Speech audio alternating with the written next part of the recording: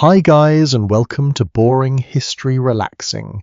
Tonight we climb into the frozen mountains of old Japan, where narrow roads disappear beneath deep snow and cedar trees groan softly beneath ice-heavy branches. You walk beside armored samurai, while cold wind slips through every layer of cloth like an uninvited ghost. Lantern light flickers against white hillsides. Horses snort clouds into the dark, somewhere far above, hidden beyond drifting snowfall. A lonely temple bell echoes through the valley, and honestly, you probably will not survive this comfortably. Mountain winters during Japan's feudal centuries were not the graceful, snowy paintings people imagine today. They were wet, bitter, exhausting things. Fingers cracked open from cold, travelers vanished on narrow passes, entire villages disappeared beneath avalanches. Even experienced warriors feared winter roads more than enemy arrows sometimes. So, before you get comfortable, take a moment to like the video and subscribe, but only if you genuinely enjoy what I do here. And while you settle in tonight, tell me your location and local time down below. I always love seeing where in the world people are listening from while we wander through history together. Now dim the lights and imagine yourself standing outside a mountain fortress sometime during the late Sengoku period, perhaps the 16th century, while winter quietly tightens its grip across central Japan. Snow falls in slow, careful flakes around you. The castle rises behind your back, all dark timber walls and pale stone foundations dusted white beneath the fading afternoon sky. Thin streams of smoke curl upward from hidden kitchens deep inside the compound. Guards pace along wooden walkways overhead, their sandals scraping frost from the planks with dry little sounds. The cold smells strangely clean. Pine resin, snow, wet ash from charcoal braziers. You pull your travelling cloak tighter, while servants finish loading bundles onto pack horses nearby. Rice sacks, rolled bedding, spare bowstrings wrapped carefully in oil paper. One servant carries small ceramic jars filled with miso paste and salted vegetables. Another secures bundles of firewood because mountain roads offer very few guarantees beyond suffering. A widely accepted historical reality is that samurai were not constantly fighting dramatic sword duels across snowy landscapes. Much of their life involved administration, travel, logistics, and endless obligations to powerful lords. Winter journeys still had to happen. Messages still needed delivery. Taxes still needed collection. Snow did not politely pause politics. Unfortunately, a senior retainer walks past you now with the exhausted expression of a man already regretting the next 2 weeks. His beard carries tiny ice crystals near the edges. He mutters something about the mountain pass closing early this year. No one looks happy. Even the horses seem emotionally offended. One young attendant kneels beside a travel chest, stuffing extra cloth between wooden gaps to keep moisture away from important documents. You notice his fingers trembling slightly from cold despite thick wrappings around his hands.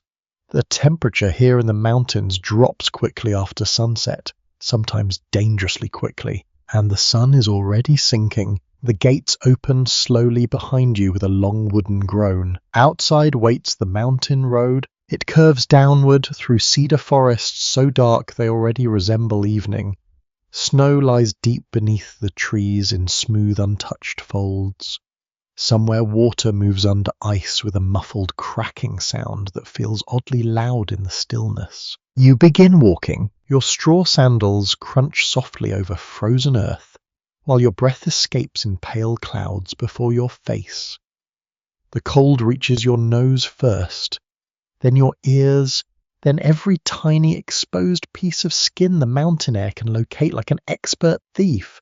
The procession stretches ahead in a narrow line, samurai on foot, mounted retainers, porters carrying supplies suspended from shoulder poles, a monk wrapped heavily in faded robes, 2 servants dragging a small sled piled with charcoal. Nobody talks much at first. Cold weather steals conversation. Instead you hear leather straps creaking, hooves grinding into snow, the occasional cough echoing between trees.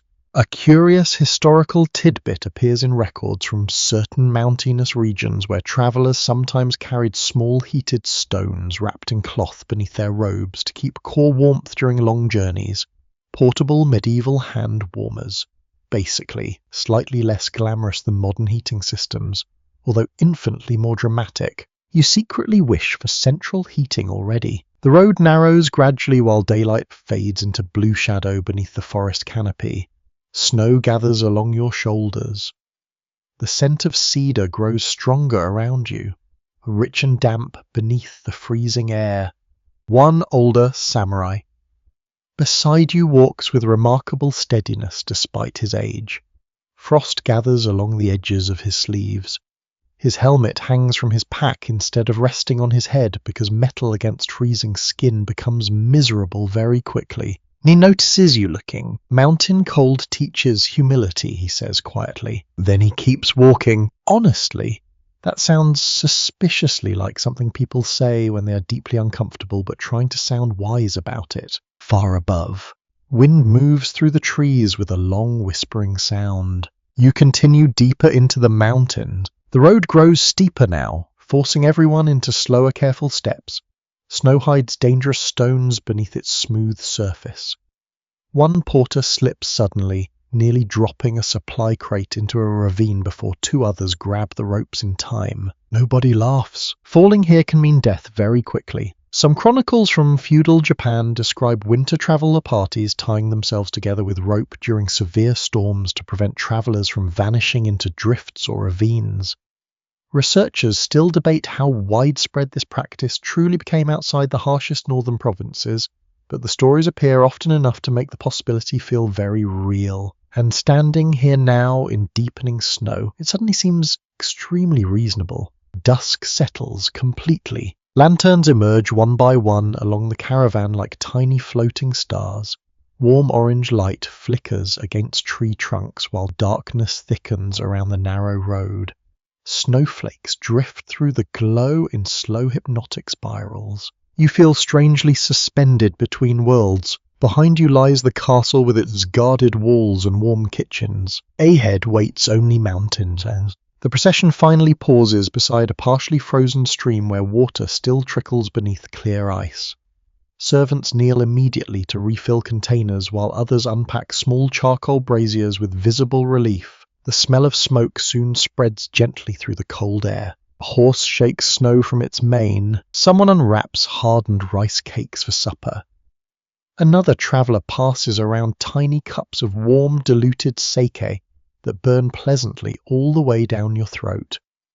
The warmth lasts perhaps 30 seconds before winter steals it back again. Still, those 30 seconds feel magnificent. Above the camp, the mountains disappear into darkness entirely. Only the nearest trees remain visible now, standing silent and black against falling snow. You sit beside the weak little fire, listening to wood crack softly while cold presses at the edges of the camp from every direction. Tomorrow, the climb higher into the mountains begins, and winter, unfortunately for everyone involved, is only getting started. Morning arrives quietly beneath a ceiling of pale grey clouds. You wake stiff beneath layered blankets while weak dawn light filters through cedar branches overhead. The campfire has collapsed into glowing red fragments surrounded by ash dusted with snow. Nearby, one of the servants coughs into his sleeve while trying unsuccessfully to warm his fingers over a tiny charcoal brazier. The cold feels different now, sharper somehow. It settles deep inside your sleeves and behind your knees and around your neck with patient determination. Sleeping outdoors in mountain winter teaches an important lesson very quickly. The earth itself wants your body heat, constantly, endlessly. You sit up slowly while snowflakes drift through the trees in soft silence. Frost sparkles along ropes and saddle straps nearby. A horse stares at you with the weary expression of a creature reconsidering every life decision that brought it into these mountains. Honestly, fair. Breakfast arrives in the form of cold rice pressed into cakes and a thin soup reheated from yesterday evening. Steam rises gently from wooden bowls into the frozen air. Everyone eats quickly because food cools almost immediately out here. The older samurai from yesterday kneels nearby, adjusting layers beneath his travelling robes. Only now do you notice how carefully winter clothing has been assembled. This is not a random pile of fabric. It is survival engineering. A commonly accepted historical fact is that samurai clothing during winter often relied upon multiple overlapping layers, rather than one thick garment. Silk underrobes trapped warmth surprisingly well when layered properly, while padded jackets, hemp fabrics, fur linings, and heavy cloaks provided additional insulation depending on status and region. You watch one retainer wrap long cloth strips around his calves before securing straw leggings over them. Another stuffs extra padding beneath his armor cords. A servant warms stiff gloves near the coals before passing them carefully to his master. Nothing looks elegant anymore. Winter eventually humiliates fashion, and yet appearance still matters. Even here, especially here, you notice several samurai adjusting outer robes with meticulous attention despite freezing temperatures. Crests remain visible. Sword fittings gleam softly beneath drifting snow. Pride survives remarkably well in terrible weather. One young warrior wears dark blue silk beneath his heavier outer layers. The fabric catches faint morning light whenever he moves. It seems absurdly luxurious compared to the icy forest surrounding all of you. Then again, powerful people throughout history have always found ways to remain stylish during catastrophically inconvenient condition. Modern ski resorts merely continue the tradition with better coffee. The procession begins moving again shortly after sunrise. Snow crunches beneath dozens of feet while the narrow road climbs steadily higher into the mountains. Wind moves softly through the trees, carrying dry powder from the branches above. You pull your cloak tighter. The mountain path curves around a steep ridge where sunlight briefly touches the snowfields beyond the forest. Everything glows silver white beneath the pale winter sky, beautiful in the sort of way that also quietly threatens to kill you. Your fingers ache despite thick wrappings. One servant walks past carrying a small lacquered box strapped carefully against his chest beneath layers of cloth.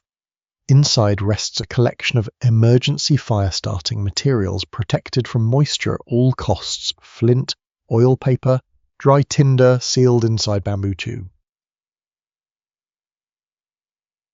Because fire means survival. Without it, freezing mountain nights become much shorter experiences. A strange little historical detail survives in several regional accounts, claiming that some samurai occasionally lined winter garments with dog fur, or even paper layers for added insulation.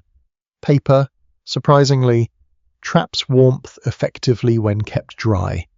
Scholars continue debating how widespread these techniques actually became, but practical experimentation during severe winters probably encouraged considerable creativity. Necessity rarely waits for fashion approval. The road steepens again by midday. Breath clouds surround the travellers like drifting smoke. Snow squeaks beneath sandals with that strange dry sound deep winter creates.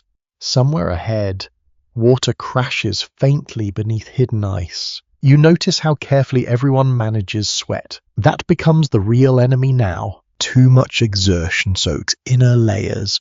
Wet cloth against freezing air becomes dangerous very quickly, so the pace remains slow and deliberate despite the distance still ahead. No heroic charges through the wilderness, just tired people trying not to freeze. One mounted retainer removes his gloves briefly to adjust a strap. Within moments his fingers redden, painfully in the cold. He curses softly beneath his breath while shoving them back into thick wrappings. Even small mistakes matter here. The older samurai beside you finally speaks again as the procession pauses near a frozen waterfall. Cold punishes impatience first, he murmurs. You suspect he has repeated this sentence many times across many winters. The waterfall towers above the narrow road like clear glass frozen in motion. Long icicles hang from black stone cliffs while snow gathers thickly around cedar roots nearby. The air smells sharply mineral here, clean and bitter. Several travellers kneel to tighten clothing layers before continuing onward. I'll begin noticing details everywhere now. The waist sleeves overlap at the wrists to trap heat. The small cloth pads protecting ears beneath helmets. The fur tucked secretly along collars where status rules technically discouraged excessive display, but survival quietly ignored etiquette. One retainer even carries a tiny ceramic container filled with heated stones wrapped carefully in cloth. Every so often he presses the bundle against his chest beneath his robes with visible gratitude. Honestly, that man currently possesses the greatest technology in the mountain. Afternoon drifts slowly toward evening, while clouds thicken overhead once more. Snowfall grows heavier. The forest darkens earlier than expected beneath the storm. You hear less conversation now. People conserve energy. The servants bend lower beneath supply loads while horses struggle through deeper drifts. Ice gathers along beard, edges and cloak hems. One young attendant repeatedly stamps his feet during pauses to restore feeling to his toes. There is no romance left in winter travel anymore. Only endurance. Still, beauty appears unexpectedly sometimes. Lantern light glowing through snowfall. The smell of pine smoke caught in wool fabric. The deep silence between gusts of wind. Moments so calm they almost feel skewered. Toward dusk, the procession reaches a tiny roadside shelter maintained for travelers crossing the mountain pass. The structure leans slightly beneath accumulated snow but remains standing, which currently qualifies as excellent architecture. Everyone crowds inside gratefully. The interior smells of damp straw, smoke, wet cloth, and old cedar wood. Snow melts slowly from boots near the fire pit while servants unpack supplies with practiced efficiency. Someone hangs gloves beside the flames. Another traveller massages warmth painfully back into pale fingers. Outside, snow continues falling heavily against the darkening forest. Inside, the little shelter glows gold beneath flickering firelight. A retainer begins carefully drying bowstrings beside the hearth because moisture ruins tension and frozen cords become brittle. Another checks sword blades for condensation before oiling them lightly against rust. Winter attacks everything.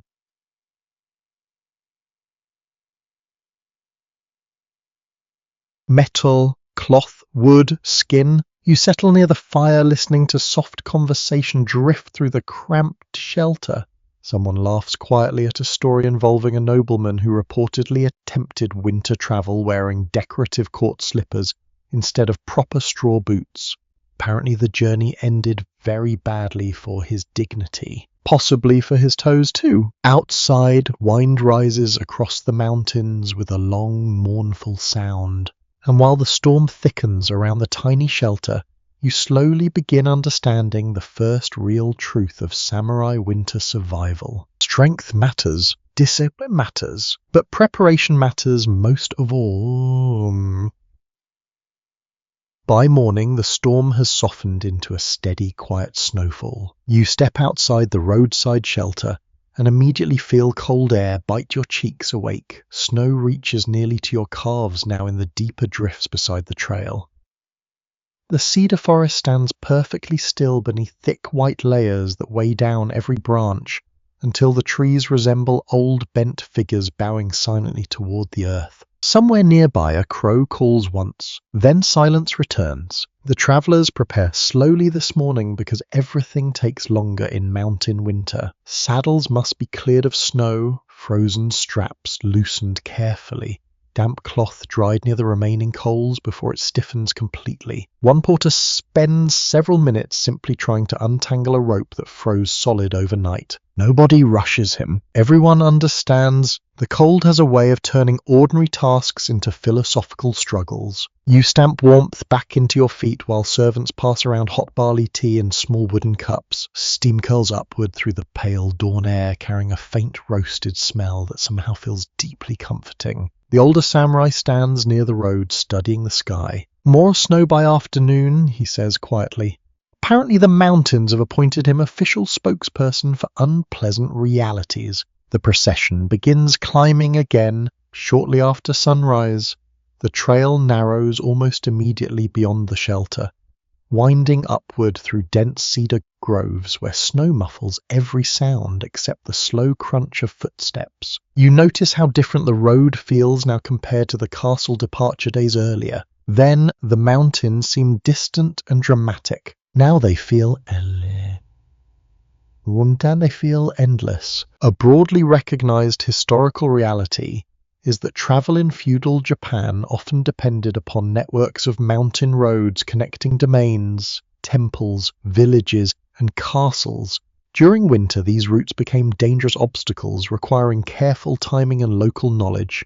Entire journeys could stall for days after heavy snowfall, and you completely understand why. The path ahead slopes sharply along a ridge where one careless step could send someone tumbling into dark forest far below.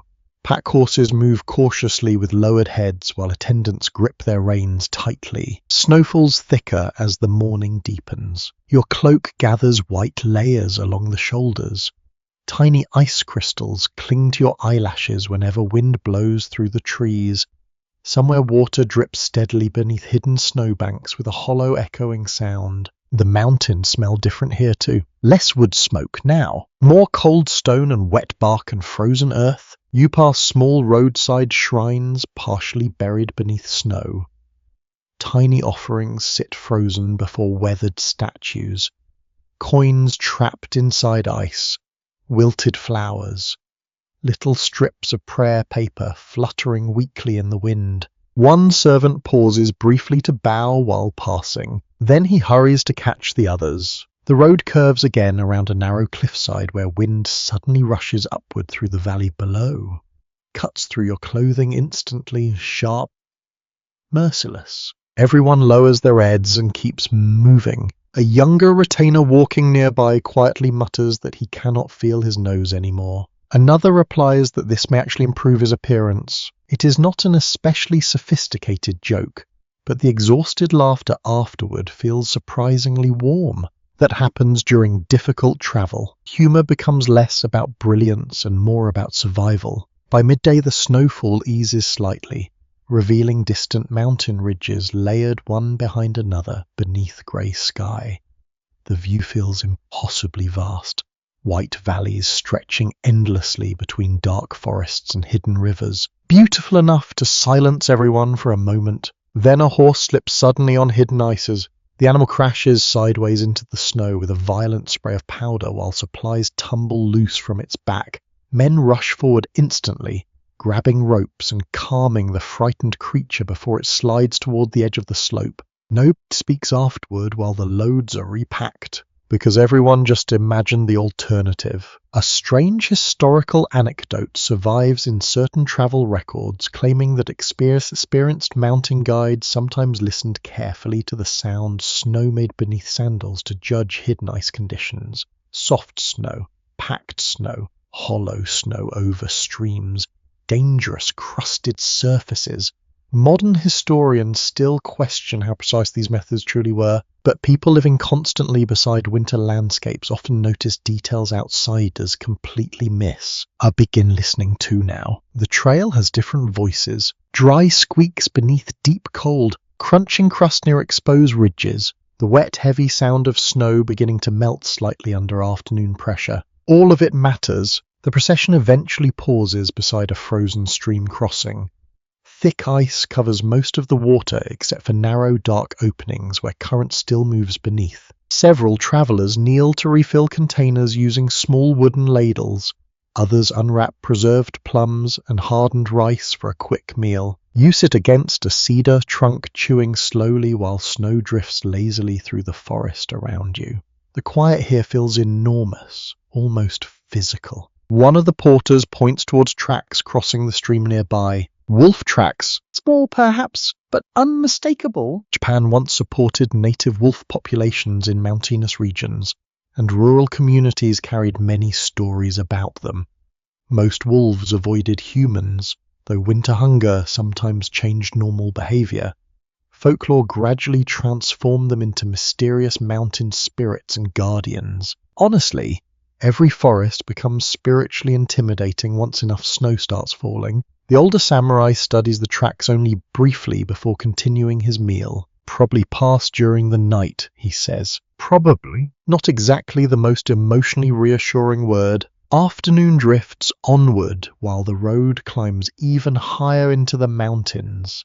Snowfields open occasionally between forests where brutal wind sweeps across exposed ridges without mercy. Your fingers ache again despite layered gloves. The cold never leaves completely now. It waits patiently beneath every moment of comfort. You begin noticing exhaustion settling across the travellers. Shoulders droop lower beneath supply loads. Conversation fades, footsteps slow. One elderly porter develops a harsh cough that echoes sharply through the still air. Another limps slightly after twisting his ankle beneath hidden rocks. And yet nobody stops, because stopping too long in mountain winter creates its own dangers. Toward evening, the procession finally reaches a narrow valley sheltered between steep wooded slopes. Smoke rises faintly ahead through the snowfall. A settlement. Relief moves quietly through the travellers like warmth returning to frozen hands. The village appears gradually between trees. Small wooden houses nearly buried beneath deep snowbanks. Thick thatched roofs curved heavily under white weight, thin lantern light glowing softly through paper windows. Children stop shoveling paths to stare as the travellers arrive. Dogs bark somewhere nearby. The smell reaches you first. Wood smoke, cooking rice, miso soup, simple ordinary human warmth. And after days inside the frozen mountains, it feels almost magical. Villagers bow politely while the travellers remove snow-covered sandals near a large communal house prepared for guests. Steam rises from damp clothing immediately upon entering. Inside, the room glows amber beneath firelight. Straw mats crackle softly under tired knees. Wet gloves hang drying near the hearth. Someone ladles hot soup into wooden bowls while exhausted travellers finally relax their shoulders for the first time all day. Outside, snow continues falling silently across the mountain road you just survived. Tomorrow it waits again beyond the village. But tonight, at least briefly, you are warm. Warmth changes people almost immediately. Only an hour after entering the village house, the travellers no longer resemble the frozen procession that stumbled through the cedar forests at dusk. Snow melts steadily from cloaks hanging near the hearth. Steam rises from damp leggings and gloves. Faces soften beneath firelight. I'd sound calmer now. You sit cross-legged near the central fire pit while villagers ladle thick soup into wooden bowls. The broth smells rich with miso, onions, and bits of preserved mountain vegetables stored carefully since autumn. Tiny curls of steam drift upward into the smoky rafters. You have never seen soup look so emotionally trustworthy. The elderly woman serving the travellers moves with practiced efficiency. Her sleeves are tied neatly back from the wrists while she balances heavy iron pots over the fire as if winter itself personally annoys her. Perhaps it does. Mountain villagers understood snow in ways outsiders rarely could. In many remote regions, communities spent months preparing fuel, food, and insulated storage before the first major storms arrived. A poorly stocked household could face genuine disaster once roads vanished beneath deep drifts, and judging by the towering stacks of chopped firewood outside, nobody here takes chances. Children move quietly between guests, carrying extra blankets stuffed with dried grass and cotton padding. One little boy pauses to stare openly at a samurai helmet resting beside the wall. The samurai stares back at him with equal seriousness. For several seconds, it feels like two confused cats evaluating each other. Then the child runs away laughing. Outside, snow continues whispering against the roof. The storm has deepened since sunset. Wind pushes powder against the walls in soft scraping waves while smoke drifts low across the village beneath the dark sky. A younger retainer, near the fire, finally removes his outer layers, revealing thick quilted garments beneath his formal robes. The padding looks bulky and slightly awkward, though nobody cares anymore. Comfort has defeated vanity, at least temporarily. You notice how carefully everyone positions themselves around the hearth. Wet clothing nearest the flames. Older travellers farther back where heat feels gentler. Boots arranged in careful rows to dry slowly without cracking. The room smells wonderfully alive now. Smoke, wet straw, charcoal, human warmth after days of mountain cord. One of the porters begins rubbing oil into cracked hands while quietly telling a story about a traveller who supposedly froze standing upright beside a trail marker several winters earlier. Another man insists the corpse remained preserved in ice until spring thaw. Whether true or not, nobody interrupts. Winter stories belong to winter nights. A curious tale from northern provinces claimed that some travellers carried tiny carved wooden charms believed to confuse malicious snow spirits during blizzards. Local beliefs varied wildly across feudal Japan, especially in isolated mountain settlements where storms and avalanches could feel frighteningly supernatural during long dark winters. Honestly, after listening to wind howl through frozen forests all night, you might start believing in snow ghosts too. The older samurai sits quietly beside the hearth repairing a loose strap on his travel pack. Firelight flickers across the lines of his weathered face. You learn the mountains slowly, he says after a while. Usually after they embarrass you first. That feels less like wisdom and more like a warning. A young villager enters carrying fresh cedar branches which he tosses carefully near the doorway. The scent spreads through the room immediately, clean and sharp above the heavier smell of smoke. You hear laughter from another corner where two retainers debate whose feet smell worse after 3 days inside frozen straw sandals. This argument appears to have no winner. Time moves differently during snowstorms. The night outside becomes invisible beyond paper, windows glowing faintly white beneath drifting frost inside the communal house. Conversation rises and falls softly around the fire, while exhaustion settles gradually across the travellers. One samurai unwraps a small bamboo flute from his belongings. The music begins almost absent-mindedly. Low, gentle notes drift through the smoky room while snow taps softly against the roof overhead. Nobody speaks for several moments afterward. Even the children quiet down beneath blankets near the walls. You sit there listening to the flute and the wind and the crackle of burning wood, while warmth slowly returns to your feet. And for the first time since leaving the castle, you feel something besides cold. Peace, perhaps, or maybe just relief. The distinction becomes blurry in winter mountains. Historical records from certain domains mention roadside shelters and village inns, functioning as essential survival points along dangerous routes. Travellers depended heavily upon local hospitality during severe weather, and some isolated communities earned reputations for protecting stranded visitors through entire storms. Because sometimes winter simply decided your schedule for you, and there was absolutely nothing you could do about it. Later in the evening, sleeping arrangements unfold with calm practicality. Futons stuffed with straw and cotton are spread across the wooden floors near the warmest sections of the room.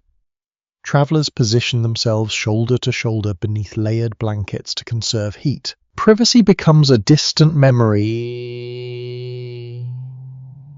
One snoring porter already sounds like a bear trapped inside a drum. You lie down at last beneath heavy coverings while embers glow softly inside the hearth pit nearby. Outside, the storm continues across the dark mountains beyond the village. The roof creaks occasionally beneath accumulating snow. Someone coughs softly in their sleep. The air inside feels wonderfully thick with warmth compared to the brutal cold outside. Your fingers finally stop aching. Your shoulders loosen gradually beneath the blankets. Then somewhere deep in the night, a bell rings faintly across the valley. One slow note, then another. You lift your head slightly. The older villager nearest the fire notices your expression. Temple bell, he murmurs sleepily.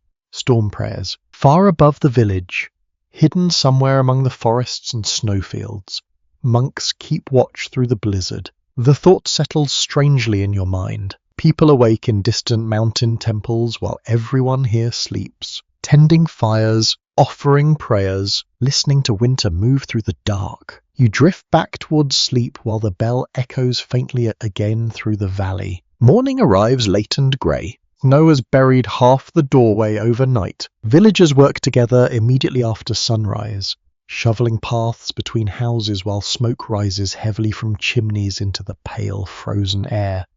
The storm finally weakens sometime near dawn, leaving the entire valley transformed beneath enormous white drifts. The world looks softer now, quieter too. Children laugh while tunneling through snowbanks taller than themselves.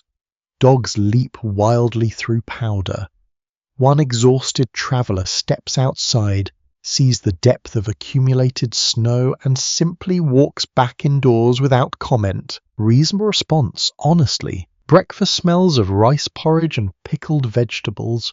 Travellers gather belongings slowly while discussing road conditions ahead. Not everyone agrees. Some argue the upper pass may be blocked entirely. Others insist local guides can still lead them through the forest route. Even now, centuries later, historians continue discussing how reliably winter travel networks functioned during especially severe seasons. Regional conditions varied enormously, and personal accounts sometimes exaggerated hardships for dramatic effect. Still, standing here beside a doorway buried in snow, exaggeration suddenly feels unnecessary. The mountains already seem difficult enough. Outside, wind brushes loose powder from the rooftops and glittering waves beneath the weak morning sun. And somewhere ahead, beyond the white forests, the road continues waiting. The road beyond the village feels heavier after a warm night indoors. You notice it immediately. Yesterday the snow looked beautiful. This morning it looks deep, thick, endless. The kind of snow that quietly consumes energy with every single step until your legs begin questioning your personal choices. The villagers stand outside their houses watching the travellers depart into the white valley. Smoke rises lazily from chimneys behind them, while children wrapped in oversized winter robes wave sleepily through drifting flakes. One elderly woman presses small wrapped bundles into the hands of several porters before they leave. Food for the road. Nobody refuses. By now you understand something important about winter travel in these mountains. Hunger follows cold everywhere, constantly. The body burns through energy simply trying to remain warm.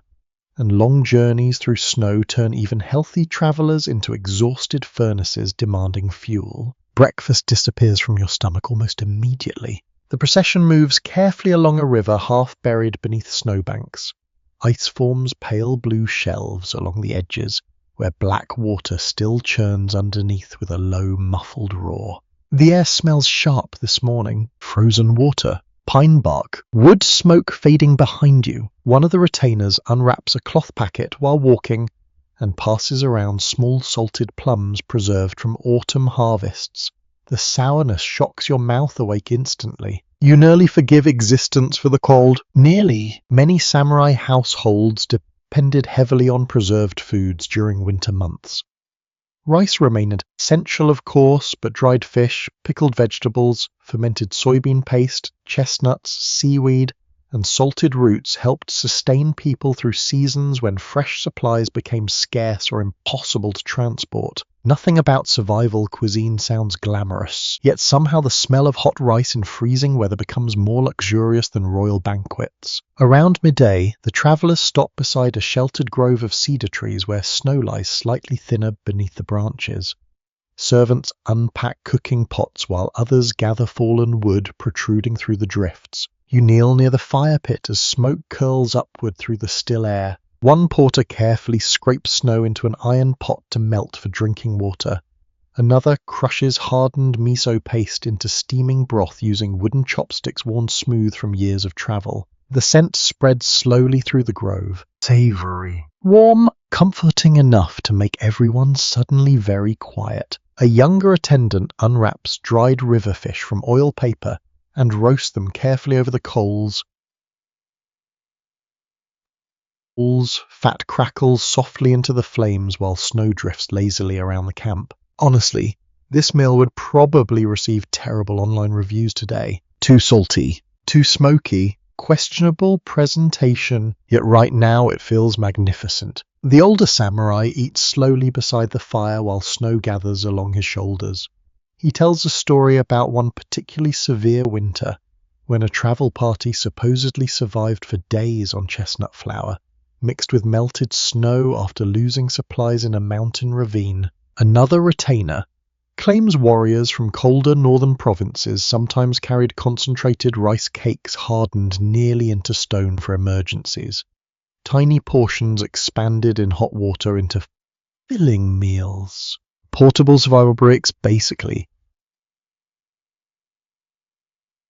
Medieval energy bars with significantly less marketing. A lesser-known detail from travel diaries mentioned some mountain communities preserving tofu by freezing and drying it during winter, creating lightweight food that lasted surprisingly long during difficult journeys. The texture reportedly changed completely after rehydration, which sounds either delicious or deeply alarming depending on your relationship with tofu. The road climbs steadily higher through the afternoon. The trees thin gradually until stretches of open hillside appear between forests. Wind sweeps freely across the slopes now, lifting loose snow into glittering streams that dance above the ground. Your face stings constantly. Even breathing feels colder here. Several travelers wrap cloth across their mouths to warm the air slightly before inhaling. One porter coughs repeatedly into his sleeve while another rubs warmth back into stiff knees during every pause. Winter slowly taxes every part of the body. Feet first, then fingers, then lungs, and finally patience. Still, nobody complains much anymore. The mountains seem to absorb unnecessary words. You hear mostly practical sounds now. Snow crunching beneath sandals, the creak of leather straps, the dull knock of walking staffs against hidden stones. Far below, somewhere invisible beneath drifting mist, a river crashes through the valley. By late afternoon, clouds gather once more across the peaks ahead. The light turns pale silver over the snowfields while wind begins threading through the mountain passes with a low, distant hum. One guide studies the sky uneasily. Another quietly suggests they camp before reaching the upper ridge. Nobody argues. Experience speaks loudly in winter mountains. The travelers eventually settle within a hollow, protected by large boulders and twisted pine trees bent sideways from years of harsh wind. Snow here lies unevenly across the ground in deep sculpted drifts. Camp preparation begins immediately. You notice how practiced everyone has become. Some clear snow down to the frozen earth using wooden shovels. Others unpack firewood kept carefully dry beneath oilcloth coverings. One servant hangs iron cooking pots before flames even fully catch. Efficiency means warmth arrives for. Warmth means survival. As dusk settles across the mountains, the camp slowly glows against the surrounding snowfields. Firelight flickers over helmets and bundled cloaks while sparks rise upward into the darkening sky. The smell of cooking rice returns again. Simple, steady, human. One traveler produces a tiny packet of powdered tea from his belongings and shares it carefully among the group. The liquid tastes bitter and grassy, but wonderfully hot. You wrap chilled fingers around the wooden cup while snowflakes drift through the campfire smoke overhead. A wandering monk traveling the same route joins the fire shortly after sunset. Frost clings thickly to the hem of his robes. He bows politely before accepting a bowl of soup with visible gratitude. Then he tells stories, He tells stories, not dramatic heroic legends. Small winter stories. Monks trapped in mountain temples for weeks during blizzards. Travelers guided through storms by villagers carrying lanterns. A fox stealing dried fish from sleeping retainers beside roadside fires. The listeners laugh softly at that one. Foxes occupied a strange place in Japanese folklore, somewhere between clever animal and supernatural trickster. Remote mountain travelers blamed them for everything from missing food to mysterious lights seen moving through snowstorms at night. To be fair, after several days in freezing wilderness, almost any flickering light starts looking suspiciously supernatural. Night deepens around the camp.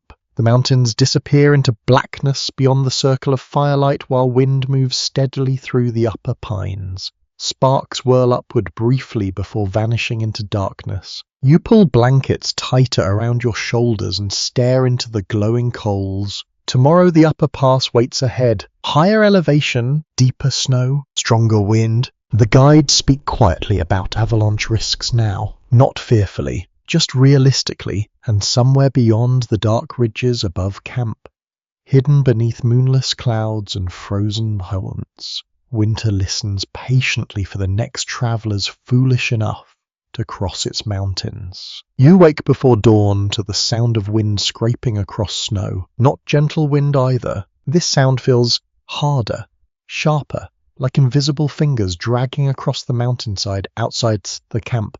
The fire has nearly collapsed into dim red embers, and frost clings to the inside edges of several blankets where travelers breathe during the night. The cold reaches you immediately when you sit up. Your joints protest, your feet protest louder. Outside the hollow, darkness still blankets the mountains. Snow sweeps past the camp in thin, ghostly ribbons beneath a sky hidden completely by storm clouds. Nobody speaks much this morning. The guides are listening. You can tell by the way they stand near the edge of the camp with narrowed eyes, studying the movement of drifting snow across the slopes above. One bends down occasionally to examine the crust forming over the surface. The atmosphere feels different now, less peaceful, more alert. A documented challenge of winter mountain travel in feudal Japan involved timing crossings before severe storms blocked narrow passes entirely. Experienced guides paid close attention to wind direction, recent snowfall and temperature shifts because avalanches and hidden ice fields could turn familiar roads lethal within hours. Standing here now, you understand why mountain knowledge carried enormous value. Nature makes experts very quickly. Or corpses. Breakfast happens fast. Cold rice softened in broth, pickled vegetables, tea brewed bitter and dark over the coals. Everyone eats with quiet concentration while snow hisses softly against cloaks and bundles. One servant mutters that the storm smells wrong. You are not entirely sure how weather develops a smell, but strangely enough you understand him anyway. The air feels heavier somehow. The procession departs before sunrise. Lanterns swing through the darkness while snow blows sideways across the trail in pale sheets. The upper pass rises ahead somewhere beyond the white haze, though visibility shrinks more with every passing minute. You pull cloth tighter across your face. The wind immediately finds new openings. Of course it does. Winter possesses the determination of a tax collector. The trail becomes difficult almost immediately. Fresh snow hides older footsteps, forcing the guides to probe the ground carefully with staffs before leading the horses forward. Drifts gather knee-deep along exposed sections while wind whips powder upward into your eyes. The world narrows, snow beneath your feet. The traveller ahead, the sound of breathing inside layered cloth. Nothing else exists anymore. One horse suddenly refuses to move farther along a narrow ridge section. The animal plants its legs stubbornly while snow swirls around its body. Several men tug the reins. Nothing. The horse remains absolutely committed to emotional resistance. Finally, the older samurai walks forward, studies the slope below for a long moment, then quietly orders everyone farther uphill before the animal continues. Minutes later, part of the outer trail edge collapses into the ravine beneath fresh snow weight. Not a massive avalanche. Just enough. Enough to swallow a horse, perhaps. Enough to swallow you. Nobody jokes afterward. A fascinating little detail appears in some mountain folklore describing animals sensing unstable snow before humans recognize danger. Horses, dogs, even birds reportedly reacted strangely before slides or storms. Whether exaggerated through storytelling or grounded in genuine observation remains uncertain, but mountain travelers clearly watched animal behavior closely. Honestly, the horse currently deserves leadership responsibilities. Snow thickens steadily through the morning. Soon the landscape dissolves almost completely into white movement and shadow.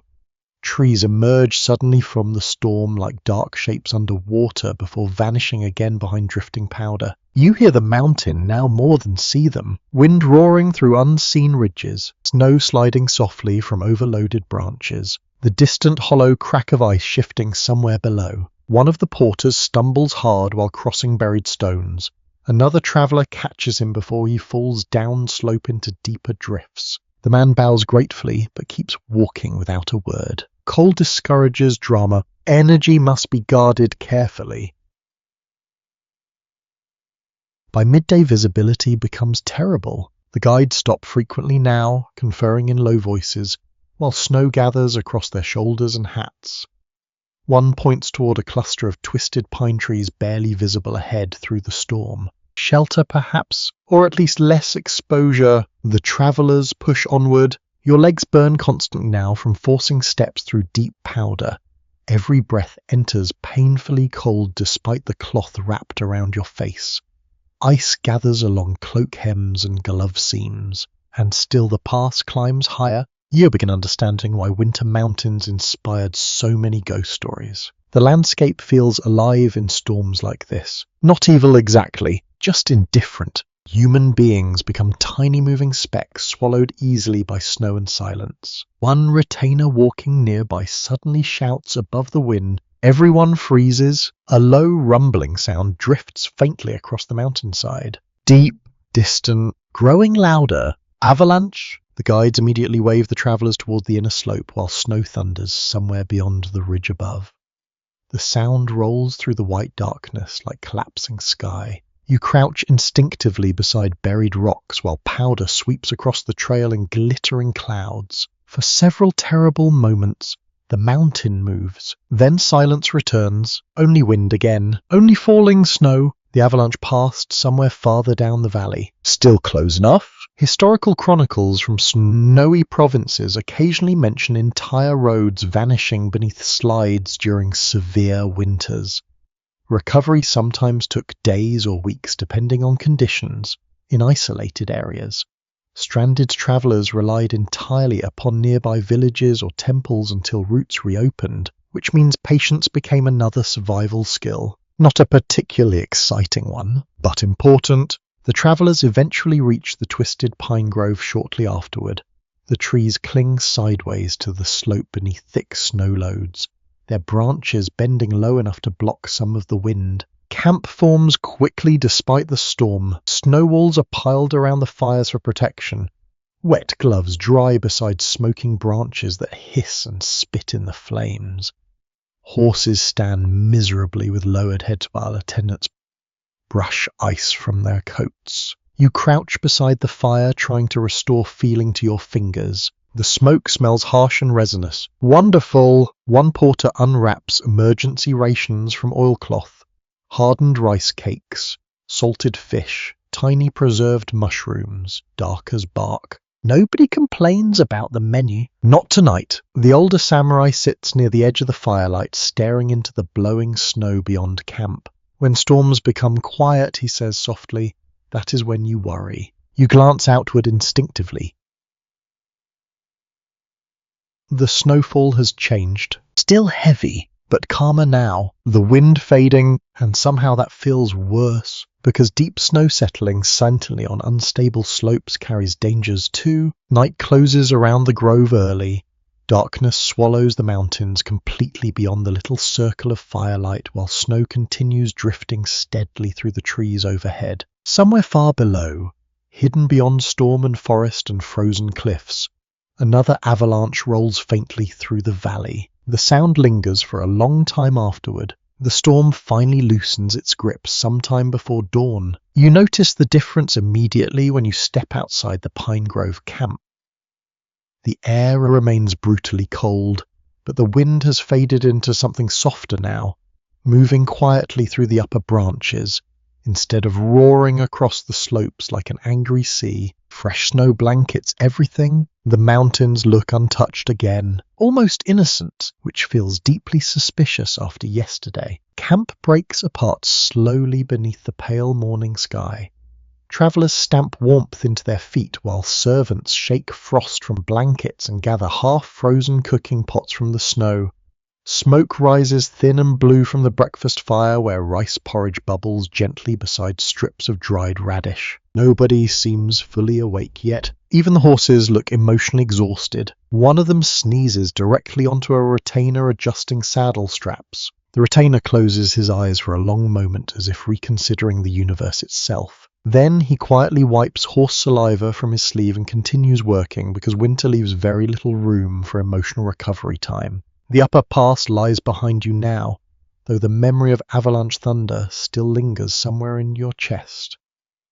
Ahead, the mountain road begins descending gradually through denser forest where cedar trunks rise enormous and dark beneath heavy snow. The air smells richer here. Wet bark, moss hidden beneath ice. Faint smoke drifting from somewhere distant in the valley below. One guide quietly announces there may be a temple ahead before nightfall. You notice how several travelers visibly relax at the news. Temples often served as vital refuges for travelers crossing remote regions of medieval Japan. Monks provided shelter, warm food, and medical care when conditions allowed. Some religious complexes became known as dependable stopping points along difficult mountain routes, especially during winter seasons when ordinary inns might be inaccessible. And right now, the idea of walls and hot soup feels almost spiritually important. The descent through the forest continues for hours. Snow slips occasionally from overloaded branches with soft collapsing sighs. Birds flicker through the trees in tiny bursts of motion before disappearing again into white. Your sandals sink deeply into powder where the trail narrows beneath drifts untouched since the storm. The older samurai walks ahead steadily, his cloak dusted white along the shoulders. You realize you no longer think of him simply as old. Mountain travel has changed that. Out-here experience becomes visible. You see it in careful footsteps, measured breathing, the instinctive way he studies slopes before crossing them. Young strength matters less than knowing when not to hurry. By midday the forest begins changing subtly around you. Stone markers appear beside the trail. Half buried beneath snow, small statues stand tucked between cedar roots wearing knitted red caps and faded cloth bibs, left by villagers long ago. Icicles hang from their tiny faces like crystal beards. Then you hear it, a bell, deep and slow somewhere ahead through the trees. The sound drifts gently across the snowy valley. One more note. Then silence. Then another. The travelers continue downward toward the sound while pale sunlight filters weakly through the cedar branches overhead. Eventually the temple appears between the trees like something lifted from a dream. Dark wooden buildings rest against the mountainside beneath enormous snow-covered roofs. Stone stairways vanish beneath white drifts. Thin ribbons of smoke rise from hidden chimneys into the cold afternoon air. Prayer flags flutter softly near the entrance gate. The place feels impossibly calm. You suddenly become aware of how tired you are. A younger monk greets the travelers with polite bows, while another begins helping servants lead the horses towards sheltered stables nearby. Their robes appear thickly layered beneath outer garments patched many times from years of use. Winter had no interest in religious status either. Everyone patched clothing eventually, inside the temple grounds. Snow lies carefully cleared along narrow pathways connecting the buildings. Lanterns hang beneath the eaves despite daylight, glowing warmly against the grey afternoon. The smell reaches you first. Incense, rice steaming somewhere nearby. Old cedar wood warmed by indoor fire. You remove snow-covered sandals at the entrance hall and step inside. Warmth wraps around you slowly, not dramatic heat, gentle warmth, the kind that seeps gradually into frozen hands while your shoulders loosen without permission. One monk offers bowls of hot tea, while another directs the travelers toward a long room lined with woven mats and charcoal braziers.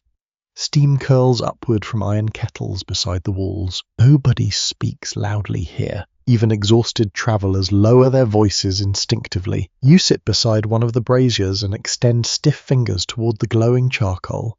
The heat almost hurts at first. A monk kneels nearby, preparing medicinal herbs in a ceramic bowl. Sharp earthy scents drift through the room while he grinds dried roots carefully with a wooden pestle. Buddhist temples became respected centers for herbal knowledge during earlier centuries, preserving treatments for coughs, fevers, and exhaustion gathered from Chinese medical traditions alongside local practices Mountain monasteries especially relied upon practical remedies because winter isolation often prevented outside assistance for weeks. One porter receives a steaming cup of bitter medicine for his worsening cough. His expression after tasting it suggests enlightenment may require suffering. Considerable suffering. A soft chant echoes faintly somewhere deeper inside the temple complex. You follow the sound later while snow falls quietly beyond the wooden corridors. Monks kneel before a golden lantern light inside a dim prayer hall smelling of incense and old paper screens. The chanting vibrates gently through the floorboards beneath your feet. Slow, steady, hypnotic. Outside the mountain remain harsh and freezing. Inside this hall, time feels suspended. A particularly unusual tradition described in a handful of regional stories involved mountain ascetics meditating beneath icy waterfalls during winter as acts of spiritual endurance. Modern scholars still disagree about how often such practices truly occurred, versus how much later folklore exaggerated them into legendary feats. Honestly, even imagining it makes your bones hurt. You return to the guest quarters by evening where supper waits in large communal bowls beside the brazier fires. Rice, pickled greens, thin slices of mountain yam, miso broth rich with mushrooms gathered before winter deepened. Simple food again. Perfect food. One monk quietly shares stories of travelers stranded at the temple during storms so severe the mountain paths vanished completely beneath drifting snow. In one account, a messenger reportedly spent 12 days isolated there before guides could reopen the route. 12 days. You glance toward the dark forest outside the windows. The mountains suddenly feel much larger again. Night settles softly across the temple grounds. Snow reflects pale moonlight between the buildings while bells ring quietly through the frozen valley below. Somewhere nearby, water drips slowly beneath buried ice with a hollow rhythmic sound. You lie beneath heavy blankets listening to the distant chanting continue somewhere in the darkness. The temple creaks softly around you. Warm wood, fading incense, wind whispering along the rooftops. And for tonight at least, winter feels far away. Morning inside the temple arrives with the scent of incense and hot rice. You wake slowly beneath thick blankets while pale winter sunlight glows through paper screens nearby. Somewhere beyond the guest quarters, monks move quietly along wooden corridors carrying water buckets that creak softly with each step. The building itself seems alive. Floorboards sigh gently beneath passing feet. Wind brushes against the outer walls. A distant bell rolls once across the snowy valley. After days of sleeping beside fires and snowbanks, the simple comfort of a roof feels almost absurdly luxurious. You sit up carefully, noticing warmth still lingering inside the room from charcoal braziers placed near the walls overnight. Nearby, several travelers already inspect equipment spread neatly across woven mats. Winter damages everything eventually, especially weapons. One samurai kneels beside his sword set, wiping condensation carefully from the blades using folded cloth and oil. Another checks bowstrings for stiffness after yesterday's storm. A younger retainer rubs lacquer armor plates with almost parental concern while muttering about moisture creeping into the bindings. The mountains may not care about steel, but steel certainly cares about the mountains. Military life in feudal Japan required constant equipment maintenance, particularly during winter campaigns or long journeys. Snow, moisture, and freezing temperatures weakened bowstrings. Rusted blades, cracked lacquer finishes, and stiffened leather bindings. A neglected weapon could become unreliable at exactly the wrong moment, and history strongly discourages unreliable swords. The older samurai gestures for you to sit beside him while he works. He unsheathes the blade slowly. Even in dim winter light, the steel catches a cold silver gleam. Beautiful, deadly, and currently extremely vulnerable to rust. Snow enters everywhere, he says while applying oil carefully along the metal, armor, clothing, bones. That last word lands with uncomfortable accuracy. Nearby, one monk assists a traveler whose fingers remain swollen from cold exposure after the storm crossing.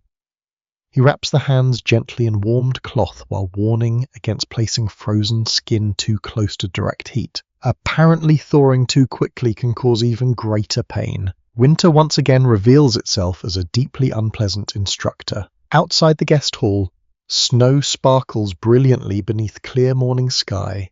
The storm has finally passed entirely, leaving the temple grounds buried beneath smooth, untouched drifts that reflect sunlight almost painfully bright. You step carefully along cleared paths while monks sweep fresh powder from stone steps using long wooden brooms. The air feels unbelievably crisp now. Cold enough to sting your lungs, cold enough to make every sound sharper. From the upper courtyard you can see valleys stretching endlessly below the temple complex, white forests, frozen rivers winding through distant hills, thin smoke rising from tiny settlements far away beneath the mountains. The scale of it feels enormous. One young monk practices archery near the outer wall, while another watches critically from beside a target half buried in snow. The arrows move differently in winter air. You notice it immediately. The shafts wobble slightly in strong gusts before striking lower than expected. Cold weather affected military tactics in countless practical ways. Snow slowed the troop movement, reduced visibility, complicated communication, and exhausted both soldiers and animals faster than usual.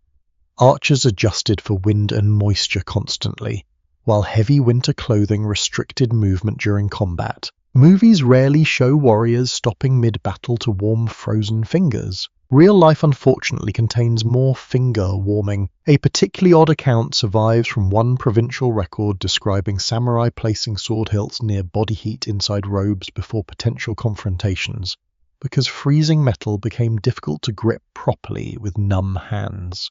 Historians continue examining how often such practical adaptations appeared in severe winter regions. It certainly sounds believable standing here now with your own fingers aching in the mountain air. The younger monk looses another arrow. This one lands cleanly. He smiles briefly before immediately losing feeling in his hands and stuffing them back into his sleeves. Victory remains temporary in winter. Later in the morning, the travelers prepare equipment before resuming their journey tomorrow.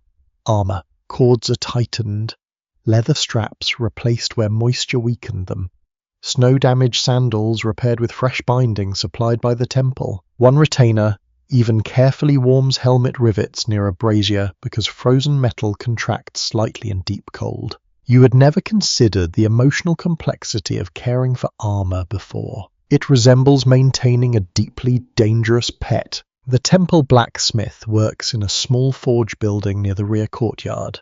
Curious, you step inside and immediately feel heavy heat rolling from glowing coals. The contrast feels shocking after the frozen air outside. Hammer strikes ring sharply through the room while sparks burst upward into smoky darkness overhead.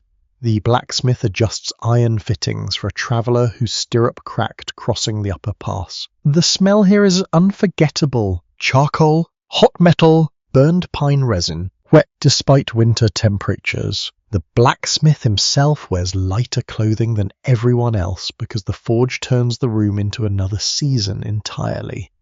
Steam rises faintly from his skin while snow melts from boots near the doorway. One traveller jokes that this building currently qualifies as paradise. Nobody disagrees. Outside again. Afternoon sunlight slowly fades behind gathering clouds drifting over the peaks. Temple bells echo across the valley, while monks carry split firewood between buildings in steady, silent lines. You help one elderly monk stack cedar logs beneath a covered storage shed. The wood smells sweet and dry beneath the cold air. Winter teaches counting, he says softly while arranging the pile. You glance at him. Firewood, rice, candles, time. Then he smiles slightly and continues working. That sentence stays with you longer than expected. As evening approaches, snow begins falling lightly once more across the temple roofs. Lanterns glow beneath the eaves while smoke drifts lazily upward into darkening sky. Inside the guest hall, travellers gather around the braziers sharing warm sake diluted with hot water. Someone massages aching shoulders near the fire while another trims damaged bow feathers with a tiny knife. The older samurai finally removes part of his armor entirely for the first time since the journey began. Without it, he suddenly looks older, more human, just a tired man warming himself beside winter firelight. That may be the strangest thing these mountains have revealed so far. Not that samurai were fearless, not that they endured impossible hardship, but that survival depended less upon heroic strength than constant ordinary maintenance. Drying gloves, oiling steel, mending straps, protecting fingers from frost, keeping the fire alive one more night. Outside, snow settles softly across the silent temple grounds while distant mountain forests disappear once again into darkness. And inside the warm wooden hall, armor gleams faintly beside sleeping travelers who must carry it all back into the cold tomorrow morning. You leave the temple beneath a pale sky washed silver by fresh snow. The monks bow quietly at the gate while the travelers shoulder packs and tighten winter wrappings once again. Bells echo softly behind you as the mountain road descends through cedar forests glittering with frost. The warmth of the temple fades quickly. Cold air slips back beneath your sleeves almost immediately, as if winter waited impatiently outside the gates for your return. One monk presses a final gift into the older samurai's hands before departure. Dried herbs wrapped in paper, medicine for coughs, or perhaps simply kindness. Out here the difference matters less than you might think. The trail winds downward along narrow valleys where snow lies impossibly deep between the trees. In some places only the upper halves of roadside markers remain visible above the drifts. Branches bend low beneath frozen weight until entire sections of forest resemble white tunnels. Your breath hangs thick in the still morning air. Footsteps crunch rhythmically through crusted snow. The world feels quieter after the temple bells. Hours pass this way. Forest, snow, the steady movement of travelers through winter silence. Then sometime near midday, the trees begin thinning, and you notice smoke rising ahead through the valley. Not one chimney, dozens. The road curves around a frozen stream and suddenly the village appears below. Or rather, parts of it appear. The rest lies buried. Roofs emerge from the snow like dark islands floating in a white sea. Narrow trenches cut between buildings where villagers have shoveled paths taller than a grown man. Snowbanks lean against walls so heavily that second-story windows now sit almost level with the drifts outside. You stop without meaning to. The village looks less built than excavated. A young attendant beside you whispers softly, "How do people even live here?" Question honestly. In certain mountainous regions of Japan, winter snowfall regularly reached astonishing depth that isolated communities for long stretches each year. Villagers adapted through elevated storehouses, reinforced roofs, preserved food supplies, and carefully maintained pathways between homes. Human beings can normalize almost anything eventually. Even living inside a giant frozen tunnel system, as the travelers descend toward the settlement, children appear first. They burst from snow trenches, laughing and throwing powder at each other while bundled in thick padded robes that make them resemble walking blankets with opinions. One small boy stops suddenly upon seeing the armored samurai approaching. His expression changes instantly from joy to absolute panic. Then one of the retainers slips waist-deep into hidden snow beside the road, and the child begins laughing so hard he nearly falls over. Dignit continues suffering greatly on this journey. Villagers greet the travelers warmly despite obvious curiosity. Several women carry baskets of firewood balanced expertly across packed snow paths, while elderly men clear roofs using long wooden poles to prevent dangerous build-up. The sound of scraping snow fills the air constantly, along with barking dogs, and chopping wood, and distant hammering from somewhere beneath the white-covered roofs. The village smells alive. Smoke, wet straw, fermented vegetables, charcoal drifting from hidden hearths beneath the snow. You notice how carefully everything here has been adapted for winter survival. Entrances are partially raised above ground level. Rope lines stretch between important buildings to guide people during storms. Firewood stacks tower beneath covered shelters like carefully guarded treasure, which, in fairness, they absolutely are. One villager explains that heavy snowfall sometimes traps families indoors for days when storms block the paths entirely. During particularly severe winters, neighbors check on each other by tapping signals against walls buried beneath drifts. The mountains encourage cooperation very quickly, or else you are guided toward the largest communal house near the center of the settlement. Inside, the warmth hits you like stepping into another season. Steam fogs the windows, children nap beneath blankets near the fire, someone cooks chestnuts over hot stones, while thick soup bubbles gently in iron pots suspended above glowing coals. You nearly weep with gratitude at the sight. A local headman welcomes the travellers formally before bowls of hot food begin circulating through the crowded room.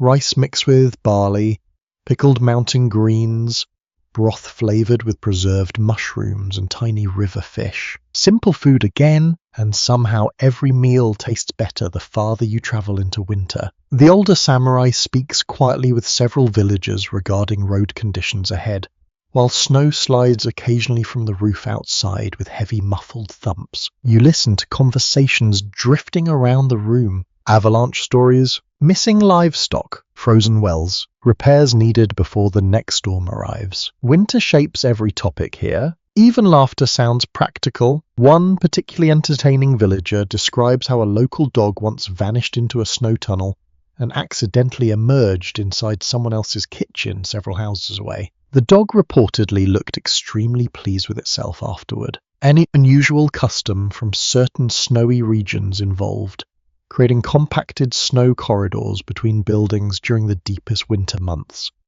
These protected pathways reduced exposure during storms and helped maintain movement through villages where drifts became dangerously high. Looking outside at the towering walls of snow surrounding the settlement, you understand exactly why. Late in the afternoon, you walk through the village with one of the younger locals carrying a lantern despite the remaining daylight. Snow reflects enough light to make the entire valley glow pale blue beneath the overcast sky. You pass tiny shrines almost completely buried except for their rooftops. Icicles hang from the eaves like glass curtains. Smoke escapes from a narrow chimney openings cut through snowbanks surrounding the houses. Everything feels compressed, hidden, wrapped inside winter silence. The village points toward steep slopes beyond the settlement where dark forests climb endlessly into cloud-covered mountains. Hai explains that travelers occasionally become trapped here for weeks when the upper roads disappear after major storms. Supplies must be rationed carefully during difficult seasons. Some years were remembered for generations afterward, years when the snow simply refused to stop. Researchers still discuss how isolated some mountain communities truly became during the harshest winters, since surviving records vary greatly between regions. Yet standing here among buried rooftops and snow walls taller than men, isolation feels entirely believable. The mountains do not seem interested in easy communication. Night arrives early once again. Lanterns glow warmly through paper windows across the village, while snow continues falling in soft, steady curtains outside.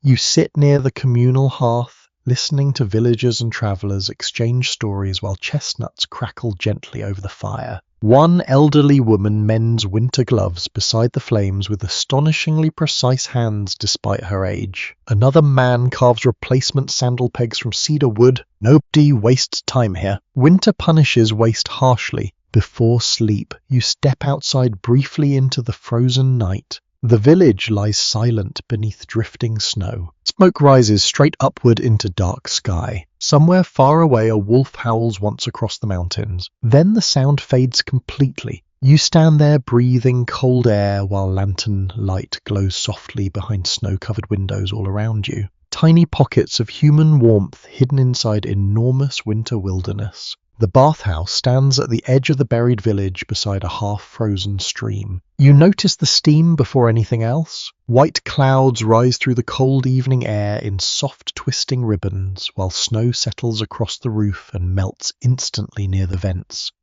Lantern light glows amber behind frosted windows, and somewhere inside you hear the dull splash of water, followed by a deeply satisfied sigh from a traveller who has clearly reached spiritual enlightenment through warmth. honestly understandable. After days crossing mountain passes and sleeping beside windswept fires, your entire body feels carved from frozen cedar wood.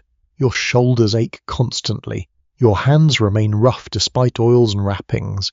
Even your thoughts seem slower in the cold. The older samurai notices you staring toward the bathhouse. Go before the water cools, he says. That may be the wisest advice anyone has given this entire journey. You follow several travelers through narrow snow trenches toward the entrance. The closer you get, the stronger the scent becomes. Mineral water, wet wood, soap made from ashen oils, and underneath it all, the unmistakable smell of human beings attempting desperately to thaw themselves back into functioning life forms. Inside, heat wraps around you immediately. Not the dry heat of campfires or charcoal braziers. This warmth feels softer, moist, alive. Snow melts from cloaks and straw sandals onto the wooden floorboards while attendants quietly refill buckets from steaming cisterns nearby. Windows fog completely from the temperature difference, turning the outside world into pale, blurred shapes beyond the glass. Several villagers sit near the entrance, scrubbing themselves carefully with cloths before entering the baths proper. One elderly man pours steaming water over his head and groans with relief dramatic enough to deserve a stage performance. Winter apparently transforms everyone into philosophers of comfort. Communal bathing had deep roots in Japanese life long before the feudal era reached its later forms in many settlements. Bathhouses serve not only hygienic purposes but social ones as well. During severe winters, they became precious centers of warmth where travelers and villagers could briefly escape the constant strain of cold weather. You lower yourself slowly into the steaming water. Your body immediately experiences conflicting emotions: pain, relief, shock, joy. Your frozen feet practically begin composing poetry around you. Steam drifts thickly through the room while travelers soak silently with exhausted expressions. One porter has fallen half asleep already against the edge of the bath, looking dangerously close to dissolving into soup. Outside the windows, snow continues falling softly through blue evening light. Inside, nobody wants to leave. The younger retainer from earlier sits nearby, rubbing warmth back into stiff fingers beneath the water. Without armor and winter layers, everyone suddenly appears smaller somehow, less legendary, more ordinary. You realize that cold strips away ceremony. Eventually, beneath all the lacquered armor and careful etiquette are simply tired human bodies trying not to freeze. One villager explains that the bathhouse water flows from natural heated springs deeper in the mountains.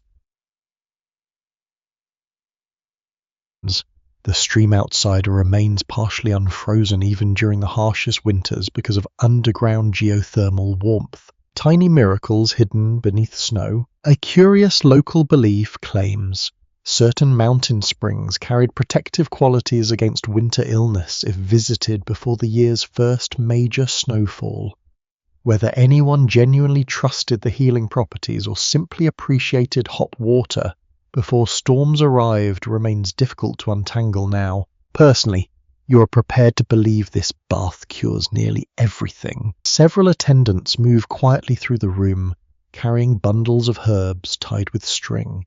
They steep leaves and roots in smaller wooden tubs beside the baths, filling the air with sharp medicinal scents. Pine, citrus peel, crushed mountain herbs. One older traveler insists the mixture helps aching joints. Another claims it merely makes people smell interesting. Both arguments seem reasonable. You remain in the water long enough for the cold buried deep inside your muscles to finally loosen. The sensation feels almost unreal after so many frozen mornings on the mountain roads. Outside, the darkness settles completely across the village. Lanterns glow softly through drifting snow beyond the fogged windows.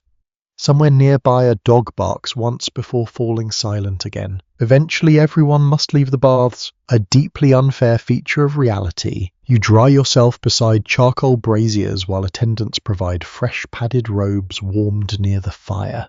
The fabric feels heavenly against chilled skin. One porter actually smiles for the first time in several days, proof that morale can, in fact, be boiled back into existence. You step outside afterward into the freezing night and immediately understand why villagers hurry between buildings after bathing. Cold air bites hard against warm skin, stealing heat almost instantly. Yet somehow the winter night feels different now. Less hostile. Snow drifts gently beneath lantern light while smoke rises peacefully from buried rooftops across the settlement. The stars appear faintly overhead between slow-moving clouds. Your body finally feels human again. Back in the communal house. Supper waits near the hearth. Thick noodles in steaming broth. Pickled vegetables. Tiny cups of warmed sake passed carefully between travelers and villagers alike. Conversation flows more easily tonight. The bathhouse has softened everyone. You listen while an elderly villager recounts a winter decade earlier, when snow supposedly buried the bathhouse roof entirely, forcing people to tunnel downward through packed drifts just to reach the hot springs below. The image feels absurd and strangely believable at the same time. Another traveller recalls hearing of samurai who carried tiny packets of fragrant wood chips inside clothing during long winter journeys, so their armour would retain pleasant scents despite weeks on frozen roads, which honestly sounds optimistic under current conditions. The room glows warmly around you. Fire crackling, bowls clinking softly, children yawning beneath blankets near the walls. Outside, snow muffles the entire world into silence. Later in the evening, one of the monks from the mountain temple arrives unexpectedly with messages bound for another settlement farther south. Frost coats his straw cloak nearly white by the time he enters. The villagers greet him immediately with hot tea and space beside the fire. Nobody asks why he travelled so late through the snow. In winter mountains, warmth comes before questions. The monk unwraps his hand slowly near the hearth while steam rises from his robes. He speaks quietly with the older samurai regarding road conditions ahead. Apparently the lower valleys remain passable. For now, you notice everyone listening carefully anyway, because winter roads can change overnight before sleeping. Once more, the bathhouse still sends white steam, curling upward into the dark sky beyond the buried houses. Snowflakes drift through the rising heat before vanishing into the night air. For a moment, the whole village seems suspended between fire and ice, tiny lanterns glowing against endless winter mountains, human warmth surviving one careful evening at a time. Morning arrives beneath a sky so clear it almost hurts to look at. The storm clouds have vanished entirely during the night, leaving the mountains sharp and brilliant beneath pale winter sunlight. Snow sparkles across the buried village in endless fields of white while smoke rises straight upward from chimneys without the slightest breeze to disturb it. Beautiful weather, which immediately makes everyone suspicious. Winter mountains rarely provide kindness without hidden conditions attached. You stand outside the communal house watching villagers shovel fresh pathways through the drifts while horses stamp impatiently beside the supply sheds. Their breath curls upward in thick white clouds that linger in the frozen air. Today the road descends farther into the lower valleys. That should mean easier travel. The older samurai adjusts saddle straps beside one of the pack horses, while a young porter massages warmth into his shoulders before lifting supply bundles once again. You notice how carefully everyone checks the animals before departure. Hooves cleaned of packed ice, blankets secured tightly, harnesses inspected for cracking leather. The horses endured the mountains just as much as the people did, probably with fewer complaints, honestly. Pack animals formed the backbone of travel and logistics throughout feudal Japan, particularly in mountainous terrain where carts became useless during winter months. Horses carried rice, weapons, documents, trade goods, and sometimes exhausted travelers whose legs simply failed them after days in deep snow. And judging by the faces around you this morning, several humans appear emotionally close to requesting horse privileges themselves. The procession finally leaves the village shortly after sunrise. Children wave from snow tunnels beside the paths while villagers bow farewell beneath thick winter robes. The bathhouse still sends steam curling upward into the cold air behind you as the road weans gradually southward through frozen cedar valleys. At first, the travel feels easier than previous days. The snow grows shallower. The slopes less severe. Sunlight filters warmly through the trees despite the cold. You almost begin trusting the mountains again. Then the first horse slips. Not dangerously, just enough to remind everyone who remains in charge here. The narrow trail curves along a frozen hillside where packed snow has hardened into slick, uneven layers beneath fresh powder. The pack animals move carefully now, placing each hoof with visible hesitation. One porter walks beside the lead horse, murmuring encouragement constantly. The horse ignores him completely. Reasonable. Animals traveling mountain roads in winter required remarkable endurance. Certain regions even developed reputations for especially sturdy breeds capable of handling icy terrain and brutal weather better than ordinary farm horses. You look at the shaggy mountain horses trudging ahead through the snow and understand immediately why appearance mattered less than survival. These creatures are not elegant. They are stubborn, furry determination with hooves. One narrow section of trail forces everyone into single file, beside a steep drop descending toward a partially frozen river far below. Ice glitters between dark moving water while snow clings precariously to the cliffs above. A horse snorts nervously near the edge. You do not blame it. Several travelers dismount entirely to reduce weight while crossing the exposed stretch. Boots crunch carefully through packed snow.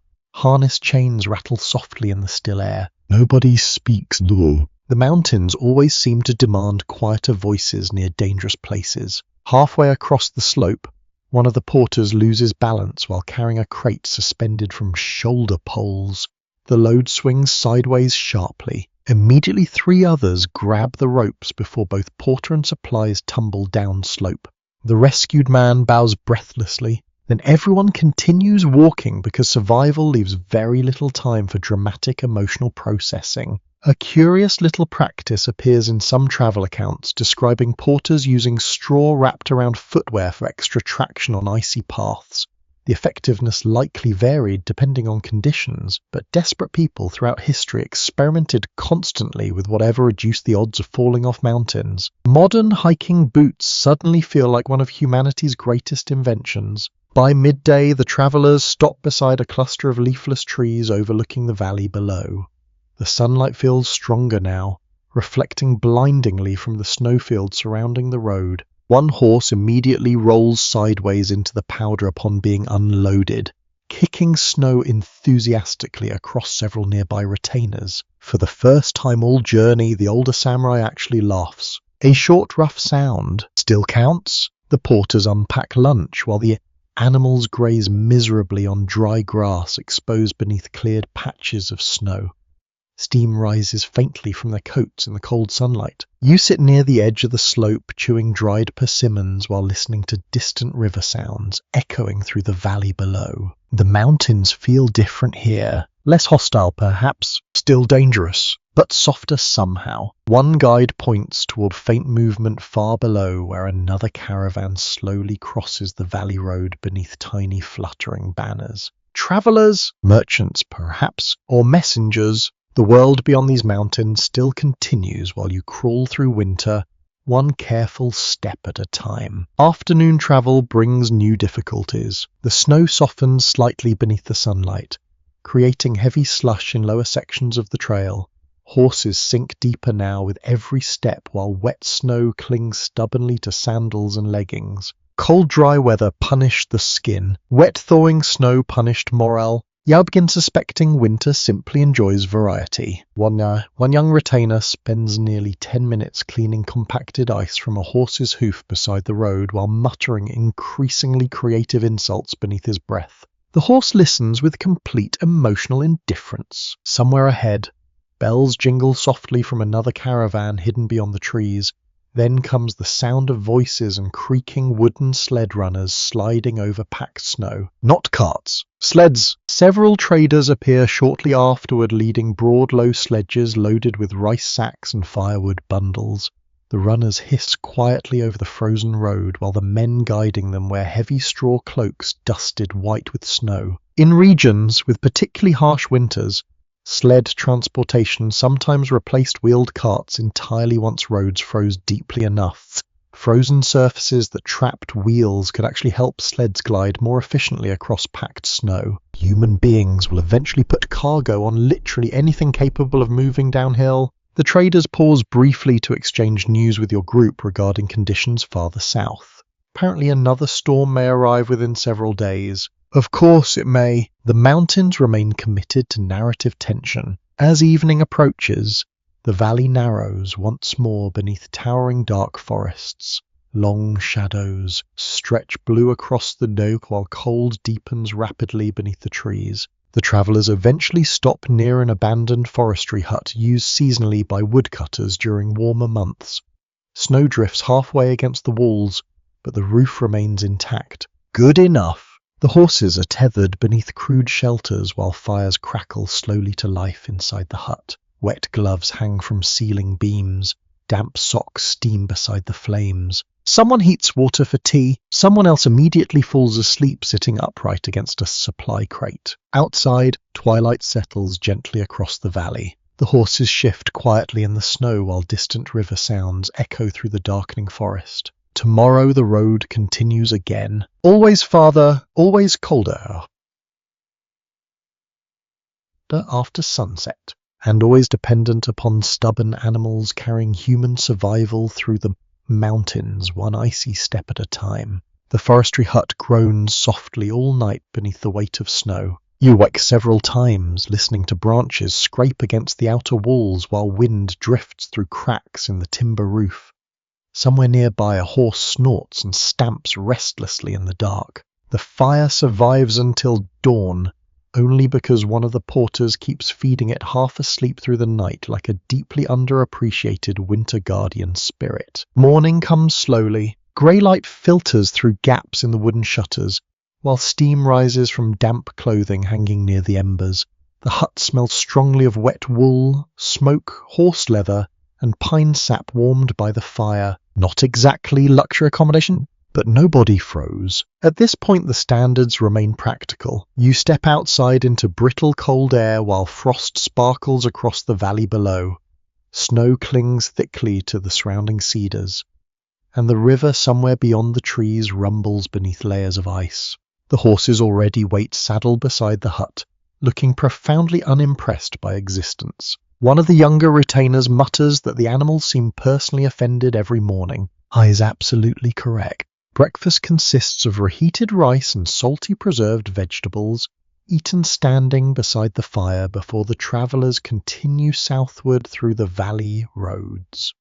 The journey feels steadier now. Lower elevation, broader trails, more signs of settled land appearing between the forests. Fences protrude from snowbanks. Storehouses stand beside frozen fields. Smoke rises more frequently from distant rooftops. You begin feeling the presence of ordinary domestic life returning around the edges of the wilderness. And with that realization comes another truth about samurai survival in winter. Most warriors did not live isolated, dramatic lives inside permanent combat scenes. They existed inside households, families, estates, storage rooms full of rice ledgers and repair work and endless responsibilities. The image feels less cinematic, perhaps. Also much more real. Across many domains, samurai households depended heavily upon careful winter management directed not only by male retainers but by wives, mothers, daughters, and senior female servants who organized food stores, supervised repairs, managed heating supplies, and maintained daily order during difficult seasons. Entire estates could unravel through poor preparation, and winter punished disorganization with frightening efficiency. By midday, the travellers arrive at a fortified estate nestled against the lower slopes beyond the valley road. High wooden walls rise above packed snow while watchtowers overlook the surrounding fields. 7 hurry through the gates, carrying baskets of charcoal and split firewood balanced carefully against their shoulders. You notice immediately how busy the place feels despite winter conditions. Nothing here sleeps. Inside the compound, workers shovel paths between buildings while cooks carry steaming pots toward the main residence. Laundry hangs freezing stiff beneath covered walkways. A stable boy wrestles angrily with a stubborn mule refusing to enter its shelter. The mule appears to be winning. You follow the older samurai toward the residence hall where warmth and the scent of cooking rice drift outward through partially open doors. A woman waits at the entrance, wrapped in layered winter robes of dark blue silk and quilted fabric. Snowlight reflects softly against the polished wooden floors behind her. She bows calmly. The older samurai bows lower. Interesting. This, apparently, is his wife. And within moments you realize she runs this entire estate with the terrifying efficiency of a military commander disguised as a graceful noblewoman. Servants move instantly in Shisi. Storage inventories appear without delay. Wet travel gear disappears toward drying rooms before anyone even asks. Tea arrives almost magically. You suddenly understand how many samurai survived winter, largely because organized women refuse to let everything collapse around them. The residence itself feels wonderfully warm after the forestry hut. Thick sliding screens block drafts, while charcoal braziers glow in nearly every room. Cedar wood, polished smooth from generations of use, reflects lantern light softly across the corridors. The lady of the household questions the travelers carefully about road conditions and snowfall farther north, while attendants serve hot tea beside low lacquer tables. You notice maps spread partially open near the rear wall. Supply records too. Firewood tallies. Rice's storage estimates. This is not passive domestic life. This is administration. A surviving collection of household writings from certain samurai families reveals how deeply involved elite women could become in managing estates during difficult seasons, especially when husbands traveled or military obligations pulled men away for long periods. Someone had to keep everyone alive while the snow kept falling. One elderly servant woman supervises the drying of winter cloaks near a rear hearth, with the severity of a battlefield general. Another checks food stores stored beneath insulated floor compartments. The entire household moves with layered precision. You follow a younger attendant toward the kitchens where steam clouds the air, so heavily the windows drip with condensation. Massive iron pots bubble over open fires while cooks chop preserved vegetables with astonishing speed. The smell nearly overwhelms you. Soy broth, fresh rice, grilled fish, chestnut paste sweetened with precious sugar. A cook hands you a tiny warm rice cake filled with red bean paste. You almost forgive medieval winter entirely. Almost. One amusing household story circulates during the afternoon involving a samurai wife who supposedly punished careless servants during one severe winter by forcing them to sleep nearest the draftiest hallway in the residence until they learned proper fuel conservation. Cruel, perhaps, also probably effective. Outside, snow begins falling again in slow, delicate flakes across the estate grounds. Servants hurry to cover stacked firewood while stable boys brush horses beneath sheltered awnings. You spend part of the afternoon watching women of the household mend winter clothing near a sunken hearth inside one of the side rooms. Needles flash quickly through padded cloth while children play quietly nearby with carved wooden animals. The atmosphere feels calm, steady, safe, yet beneath that calm runs constant labor. One woman repairs glove linings worn thin by travel. Another patches quilted robes for younger attendants. Beside them, baskets overflow with scraps of cloth saved carefully because nothing useful can be wasted during long winters. A debate still lingers among historians regarding how idealized later depictions of samurai household life became compared to everyday reality, especially concerning gender roles and authority within large estates. Yet surviving letters and records suggest many women exercise considerable practical influence behind the scenes, and watching this household function now, it becomes impossible not to notice. As evening settles outside, lanterns glow softly through the residence corridors while snow gathers across the garden stones beyond the veranda. The travellers sit beside a long communal meal with members of the household, while servants refill bowls of hot broth and rice. Warm conversation drifts gently through the room. Laughter comes easier here, not because winter has vanished, but because this place feels prepared for it, deeply prepared. Before sleep, you stand briefly beneath the covered walkway overlooking the snowy inner garden. Ice hangs from bare branches above carefully buried stones, while faint music from a stringed instrument drifts through another part of the residence. Behind you, the household continues moving quietly through lantern light and warmth and endless winter routines, a whole hidden world of labor holding the cold at bay one careful evening at a time. Snow begins falling again shortly after midnight. Not a violent storm this time. Just soft, steady flakes drifting past the estate lanterns, while the inner garden slowly disappears beneath fresh white layers. You wake briefly during the night and hear the quiet sounds of the household continuing around you. Footsteps in distant corridors, a servant adding charcoal to the braziers, someone sliding wooden doors closed against the draught. Even in sleep, winter requires maintenance. By dawn the estate roofs wear smooth blankets of untouched snow.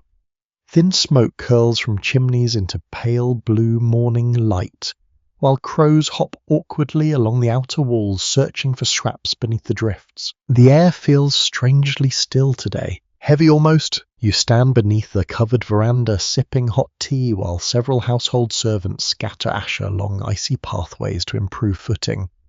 One young attendant slips anyway and nearly drops an entire bucket into the koi pond hidden beneath the snow. The older women watching do not even react. Apparently this happens often. Inside the residence, conversations drift toward weather signs and mountain rumors. One servant insists the snowfall sounds different before major storms. Another claims ravens gather lower in the valleys when dangerous cold approaches. Nobody laughs at these ideas. Life in the mountains encourages close attention to small patterns. Over generations, winter communities developed endless observations about snow, wind, animal behavior, and changing skies.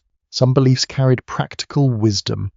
Others wandered into folklore and superstition until separating one from the other became nearly impossible. And honestly, after spending enough nights listening to avalanches echo through dark valleys, superstition begins sounding surprisingly reasonable. Later in the morning, the older samurai invites you to accompany him into the estate storehouses where workers inspect supplies before the next weather front arrives. The storage buildings stand slightly raised above ground level, with steep roofs designed to shed snow quickly. Inside, the air smells dry and earthy. Rice sacks stacked carefully in rows, bundles of firewood, pickled vegetables sealed in ceramic jars, barrels of miso paste. Everything counted, everything guarded. The samurai's wife oversees the inventory personally while attendants record figures using brush and ink at a low wooden desk near the entrance. One servant reports concerns about mold in a grain shipment from lower valleys. Another mentioned dwindling lamp oil supplies. The woman absorbs each problem calmly, issuing instructions with the quiet precision of someone who understands that small shortages become enormous ones by late winter. You'll begin realizing how deeply survival depended upon planning months ahead. Not bravery, not swordsmanship, planning. One curious mountain custom involved hanging woven charms made from straw and paper near entrances during heavy snow seasons. Some believe the decorations discouraged harmful spirits wandering through storms. Others likely viewed them as comforting traditions repeated simply because previous generations had done the same. Either way, nearly every doorway in the estate displays one, tiny guardians fluttering gently in their cold air. By afternoon, clouds gather thickly across the mountains again. The light dims early beneath their weight, while snowflakes begin drifting lazily through the courtyard. The estate children play briefly outside before the cold drives them indoors. You watch them attempt to build tiny snow fortresses beside the garden stones until numb fingers finally defeat ambition. A young servant girl tells a story while helping dry winter cloaks near the hearth later that evening. According to local belief, Certain snowstorms carried invisible spirits called Yuki-onna, ghostly women who wandered frozen valleys searching for lonely travelers. The stories changed from village to village. Sometimes the spirits appeared cruel, sometimes sorrowful, occasionally beautiful enough to lure foolish men directly into blizzards. The younger attendants listen wide-eyed beside the fire. One porter quietly suggests winter itself already performs that job without supernatural assistance. Fair point. Outside, snow thickens steadily against the paper windows. You spend part of the evening in a side room where several members of the household prepare candles for the coming weeks. Melted wax fills the air with a faint honey scent, while careful hands shape fresh wicks beside low lantern light. The atmosphere feels peaceful, domestic, almost timeless, yet beyond the walls the mountains remain dangerous and enormous. That contrast lingers constantly here. Warm hands shaping candles while avalanches bury distant roads. Children laughing beside hearths while wolves move through frozen forests outside. Semblance delicately against winter wilderness. Records from colder provinces suggest seasonal isolation sometimes lasted far longer than travelers expected, especially when repeated storms blocked mountain routes. Messages stalled, trade slowed, entire regions retreated inward until spring thaw reopened connections again. The estate clearly prepares for that possibility. Before supper, you walk briefly along the outer walls with one of the older guards. Snow creaks beneath your boots while lanterns flicker softly along the parapets. The guard points toward distant ridgelines barely visible beneath darkening clouds. Hai explains how watchfires once signaled dangerous weather between certain mountain outposts during especially severe winters.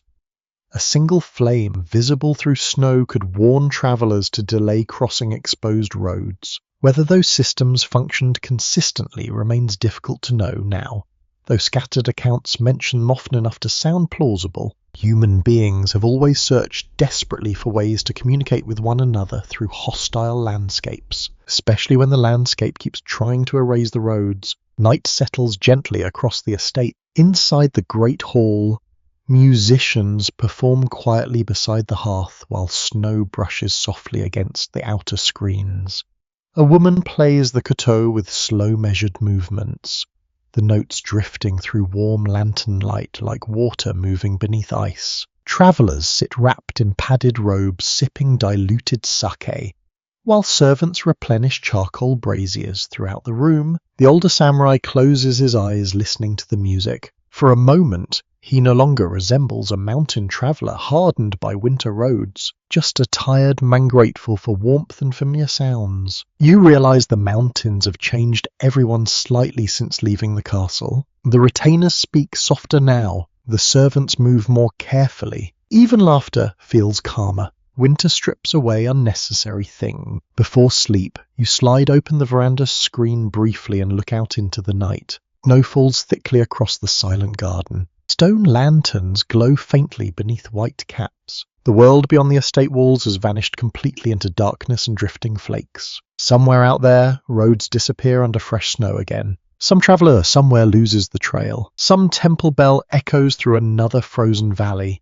But here, inside this warm estate balanced carefully against the cold, candles continue burning softly while winter settles deeper over the mountain. The guard tower feels much colder than the roads ever did. You discover this unpleasant truth shortly after midnight while climbing narrow wooden stairs above the estate walls. Wind slips through every gap in the structure, carrying sharp needles of snow that sting your cheeks beneath the lantern light. Below, the estate sleeps beneath fresh drifts. Above, winter waits patiently in the dark. One of the retainers had quietly invited you to observe the night watch earlier that evening.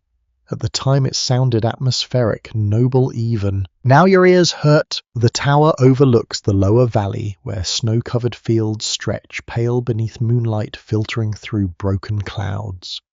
Forests rise black and silent beyond the estate walls while distant ridgelines disappear into darkness. The watchman beside you stamps warmth into his boots. Then he does it again 30 seconds later. Guard duty consists largely of refusing to freeze politely. Castle and estate guards across feudal Japan faced brutal winter conditions during long night watches.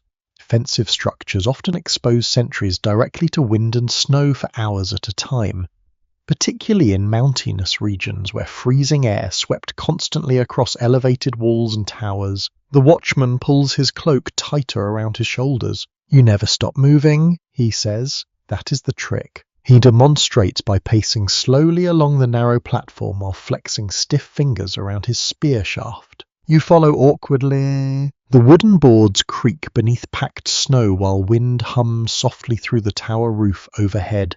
Somewhere below, a horse shifts restlessly inside the stables. Otherwise, silence. Lugh winter nights create strange moods. Time stretches, thoughts wander, every sound begins feeling important. A branch cracking in distant woods, the scrape of snow sliding from a roof, the hollow knock of bamboo shifting in frozen wind.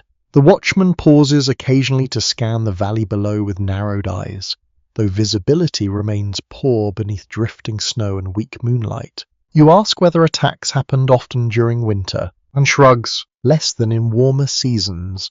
But hunger makes foolish men ambitious. That sentence lingers unpleasantly. Many conflicts slowed during severe winters because moving troops through snow-covered terrain became exhausting and expensive, yet raids, theft, and desperate violence never disappeared completely. Remote settlements remained vulnerable when supplies ran low or roads became isolated. Cold weather did not magically improve human behavior. Sadly, one elderly guard joined you later, carrying a tiny charcoal brazier suspended carefully from iron hooks. The heat drifting from it feels miraculous. He sets the brazier between everyone's feet with the solemn importance of a sacred relic. Instantly morale improves. A small but memorable detail from several old accounts describes guards hiding warm stones inside sleeves or boots during freezing watches. One story even mentions a sentry falling asleep after becoming too comfortable beside a concealed heating pot. The punishment afterward reportedly proved unforgettable. You suspect military leadership throughout history has maintained surprisingly consistent opinions regarding sleeping on duty. Snow begins falling harder sometime after midnight. The flakes drift sideways now beneath rising wind while lantern flames flutter behind protective screens. Far below, the estate roofs slowly vanish beneath accumulating white. The watch changes quietly. Fresh guards climb the stairs, carrying spears and wrapped blankets, while exhausted men descend toward warmth below. One younger sentry looks approximately 16 years old and profoundly miserable. He bows respectfully before immediately sneezing into his sleeve. Winter maintains equal opportunity cruelty. You remain in the tower longer than expected, because the atmosphere becomes strangely hypnotic. The world outside reduces itself to darkness, snow, and occasional distant sounds carried through the valley. The older guard tells stories softly between long stretches of silence. Bandit caught crossing frozen rivers at night. Messengers collapsing from exhaustion outside Castle Biz. A sentry once convinced he saw glowing spirits moving across the snowfields during a blizzard, only to discover lantern-carrying monks the next morning. Probably. Maybe. Night has a way of changing certainty. Some historians question how accurate later warrior tales became when describing dramatic winter watches and supernatural encounters.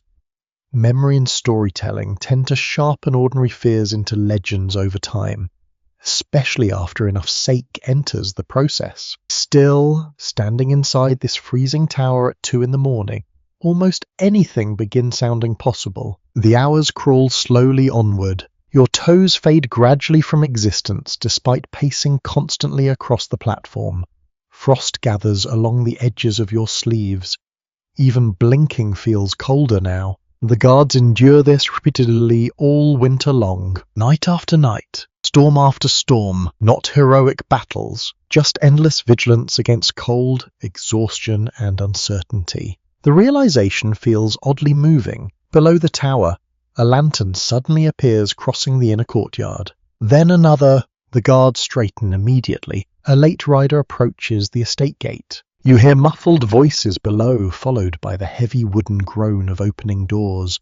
Hooves clatter briefly across frozen ground before fading beneath the stable roofs. A messenger, even at this hour, even in snow, travel never truly stops. The younger guard mutters that couriers are either the bravest people in Japan or the most unfortunate, possibly both. Eventually the eastern horizon begins softening into pale grey beyond the forests.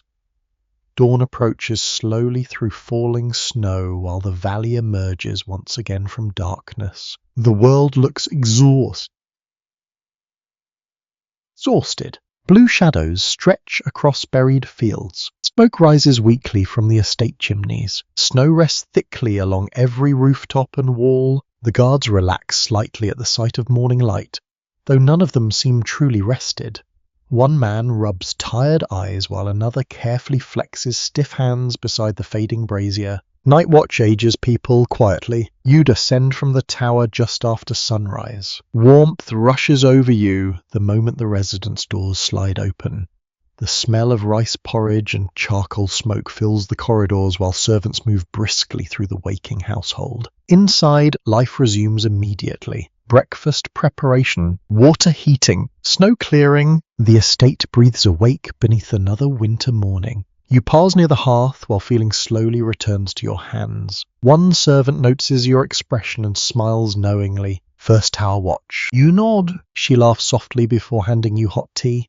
Apparently everyone recognizes that particular level of frozen misery. Outside the windows, snow continues falling across the walls where fresh guards already pace their routes through the cold morning air, quiet figures moving steadily above the estate. Watching, waiting, keeping winter darkness beyond the gates one long sleepless night at a time. The hunting party leaves before sunrise beneath a sky the colour of cold iron. Snow crunches sharply beneath the boots and horse hooves while lanterns sway through the estate courtyard in long flickering lines. The air feels painfully clear after days of snowfall. Every breath stings your throat. You pull your winter layers tighter and follow the others through the gate into the frozen valley beyond. Today the road disappears behind you. No trade route, no temple path, only forest. One of the younger retainers carries a hooded falcon perched silently upon his arm. The bird's feathers puff slightly against the cold while sharp dark eyes study the snowy landscape with unsettling focus. You are suddenly very aware that nature designed this creature for murder. Elegant murder. Winter hunting served many purposes among samurai households. It provided fresh meat during difficult seasons, sharpened martial skills, reinforced social bonds, and displayed discipline and status. Falconry in particular became highly respected among warrior elites during several historical periods. And honestly, after weeks of preserved vegetables and salted fish, everyone seems emotionally prepared to hunt nearly anything edible. The forest swallows the party gradually as dawn spreads pale light through the trees. Frost glitters across cedar branches overhead while powder, snow, drifts softly from the limbs whenever wind moves through the canopy. The hunting group travels lightly compared to the mountain caravans from earlier sections of the journey. No heavy supply sleds, no towering baggage loads, only bows, spears, small provisions, and layered winter clothing designed for movement through deep snow. The older samurai walks near the front beside two local guides who know the surrounding forests intimately. They study tracks constantly while moving between frozen streams and narrow ridges dusted white beneath the trees. You'll begin noticing signs everywhere once they point them out. Rabbit trails weaving beneath bushes, tiny claw marks across frozen bark, hoof prints half buried by overnight snowfall. The forest suddenly transforms into a giant frozen document written by invisible animals. One guide kneels beside a cluster of tracks crossing the path. Deer, risen. The hunters exchange quiet glances and continue deeper into the woods. No one speaks outly now. The silence feels deliberate, sacred almost. Snow absorbs sound until the world becomes strangely soft around you. Even the horses seem quieter beneath the trees. The only constant noises are breathing, footsteps, and the occasional creak of leather straps in the cold. Then the falcon shifts suddenly on the retainer's arm. Its body stiffens. The bird knows something. A fascinating detail from old hunting records describes trained hawks and falcons receiving elaborate care during winter months, including padded transport boxes and specialized feeding routines. Elite birds represented enormous investments of time, status, and prestige. This particular falcon currently looks capable of judging your entire bloodline. The guides motion everyone lower, ahead. Beyond a stand of snow-covered pines, movement flickers through the trees. Deer, several of them, thin winter shapes stepping cautiously through knee-deep snow, while pale morning light filters around their bodies. Steam rises faintly from their coats into the frozen air. The hunting party freezes completely. The forest seems to hold its breath.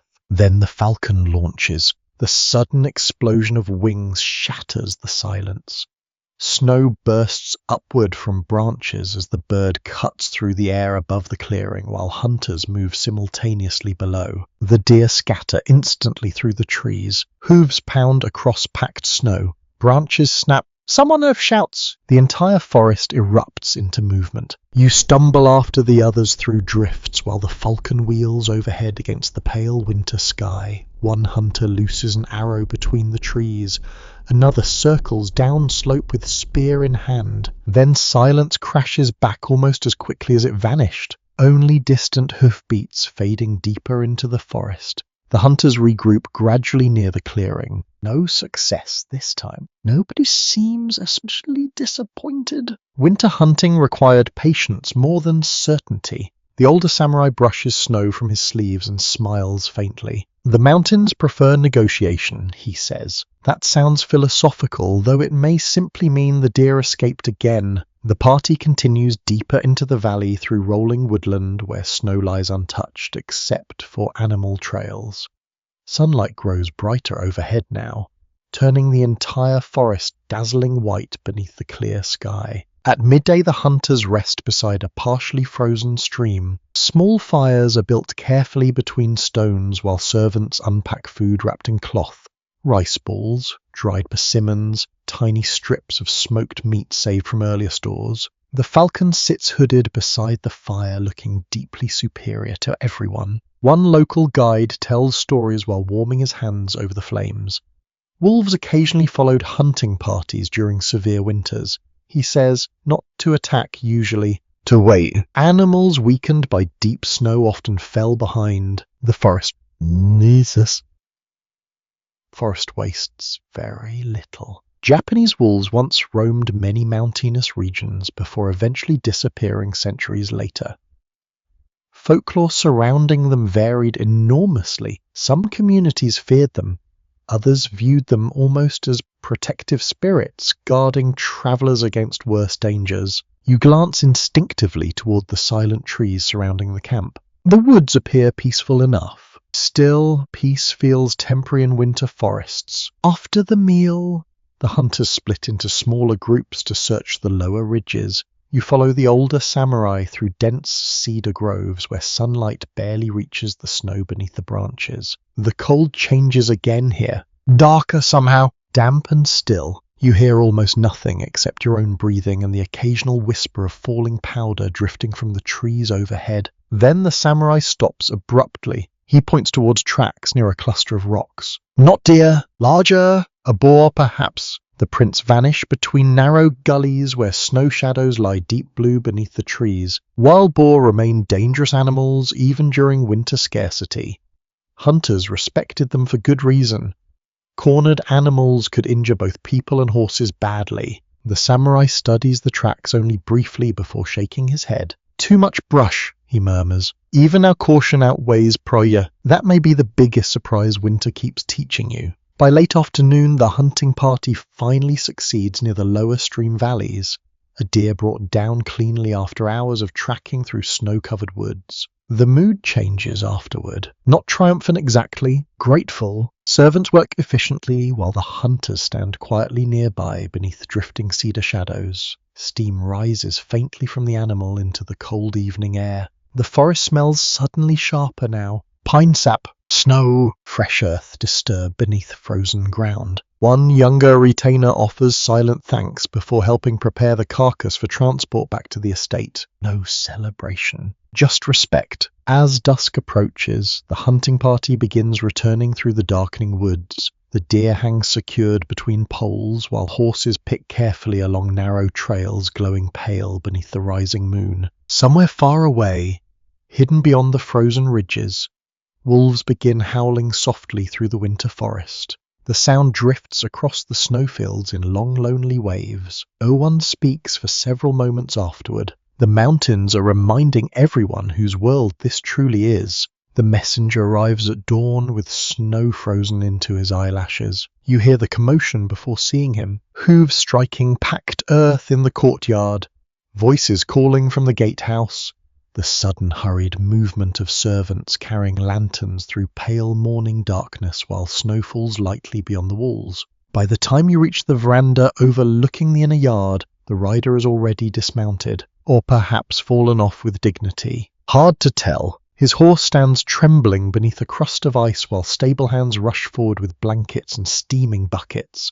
The courier himself bows quickly to the older samurai before nearly collapsing from exhaustion. A leather document case remains tied tightly against his chest beneath layers of wet winter clothing. That, apparently, mattered more than comfort, more than sleep too, judging from his face. Across feudal Japan, communication depended upon networks of mounted couriers, foot messengers, village runners, and guarded post stations linking domains through difficult terrain.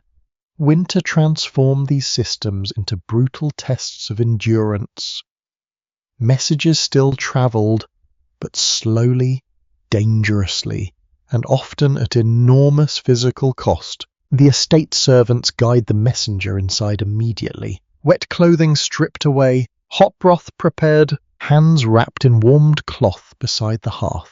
The entire household shifts into motion around him with quiet practice speed. You follow the older samurai into the main hall, where the courier kneels beneath heavy blankets while attendants dry his gear near the fire.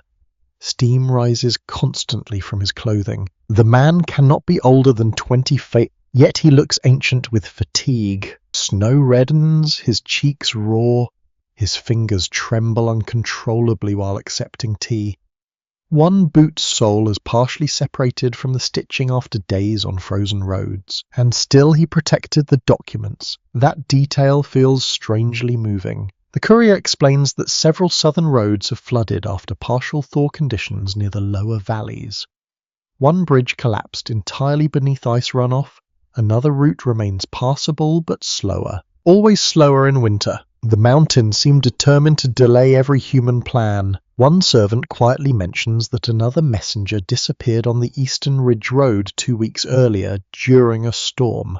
Nobody knows whether he found shelter somewhere or vanished beneath snow. The room falls briefly silent afterward. Then conversation resumes because winter offers very little emotional closure. Later that morning, the exhausted courier finally sleeps near the hearth while estate officials prepare reply documents for return travel. Ink brushes scratch softly across paper, while attendants heat wax seals beside tiny charcoal burners. You notice how carefully the messages are wrapped. Layered cloth, oil paper, protective cases. Moisture could destroy information long before enemies ever touched it. A smaller but fascinating detail from travel records mentions couriers sometimes carrying spare sandals tied around their waists because winter roads shredded footwear at astonishing speed. Some runners reportedly changed sandals multiple times during especially long journeys through snow and ice. Your feet ache sympathetically just hearing about it. Outside, the snowfall fades toward midday. Weak sunlight glimmers across the estate roofs while crows argue noisily from the gate towers. The older samurai decides to send 2 additional riders with the courier when he departs tomorrow. Safer together. Hopefully, you spend part of the afternoon near the stables, where horses destined for messenger duty receive careful preparation. Thick winter blankets brushed clean, hooves inspected for cracks, saddlebags balanced precisely to reduce strain over long distances. One stable hand rubs warmed oil into a horse's legs while explaining that winter travel destroys animals almost as quickly as people. The horse responds by attempting to bite his sleeve. Apparently, morale remains mixed. The stables smell powerfully alive compared to the snowy silence outside. Hay, leather, horse sweat, steam rising from animal bodies into cold air. One groom points towards a special feed stores reserved for messenger horses expected to travel hardest during winter months. Better grain, dried chestnuts mixed into portion, additional rest whenever possible. Important messages required strong animals, and strong animals required careful maintenance. Toward evening, the recovered courier joins the household meal wearing borrowed robes while his clothing dries fully beside the kitchens. Colour has finally returned to his face. Somewhat. Eats with astonishing concentration. 3 bowls of rice disappear almost immediately. Then soup. Then tea. Winter travel clearly develops legendary appetites. During supper, conversation drifts towards stories of famous messengers and impossible journeys through snowbound provinces. One elderly retainer recalls hearing about a courier who supposedly crossed an avalanche-damaged pass carrying military orders inside a bamboo tube strapped directly against his skin to keep the documents dry and warm. Another guest insists runners from certain northern domains trained specifically for snow travel by practicing long-distance movement through deep drifts from childhood. Whether fully accurate or polished through generations of retelling remains difficult to know now. Still, after watching this exhausted messenger arrive before dawn, none of it sounds impossible anymore. Later that night you walk briefly along the outer corridor where snowflakes spin slowly through lantern light beyond the eaves. The estate feels quieter tonight, more thoughtful. The messenger sleeps heavily near the hearth while attendants prepare supplies for tomorrow's departure. Fresh sandals, dried food packets, replacement gloves lined with padded cloth. Tiny preparation standing between survival and disaster. One servant quietly tucks extra rice cakes into the courier's travel bag when nobody watches, or perhaps everyone watches and politely pretends not. Kindness often moves discreetly in hard winters. The next morning dawns painfully cold. Clear skies again, the sort of weather that looks beautiful while secretly trying to freeze your lungs. The courier departs shortly after sunrise, accompanied by 2 mounted retainers wrapped heavily against the cold. Frost glitters across the horses' manes, while steam rises from their nostrils into the pale air. The document cases are secured carefully beneath layered coverings. Everyone checks the straps twice, then once more for luck. You stand near the gate as the riders disappear gradually down the valley road between snow-covered trees. Small dark figures swallowed by white distance. The estate gates close slowly afterward. Inside, daily life resumes almost immediately. Firewood carried, meals prepared, watch rotations assigned, but somewhere beyond the forests and frozen rivers, 3 riders continue southward through winter mountains carrying fragile paper messages that entire households and domains depend upon. No trumpets, no dramatic speeches, just tired people riding through snow because someone, somewhere, must keep the world connected even in the coldest months of the year. The coughing begins before dawn. At first it sounds ordinary, one sharp noise somewhere down the corridor beyond your sleeping room. Then another, farther away. A servant moving quietly with hot water.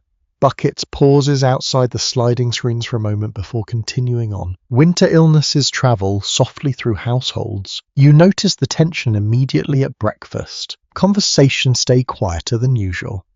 One of the younger attendants who normally helps serve tea is absent entirely.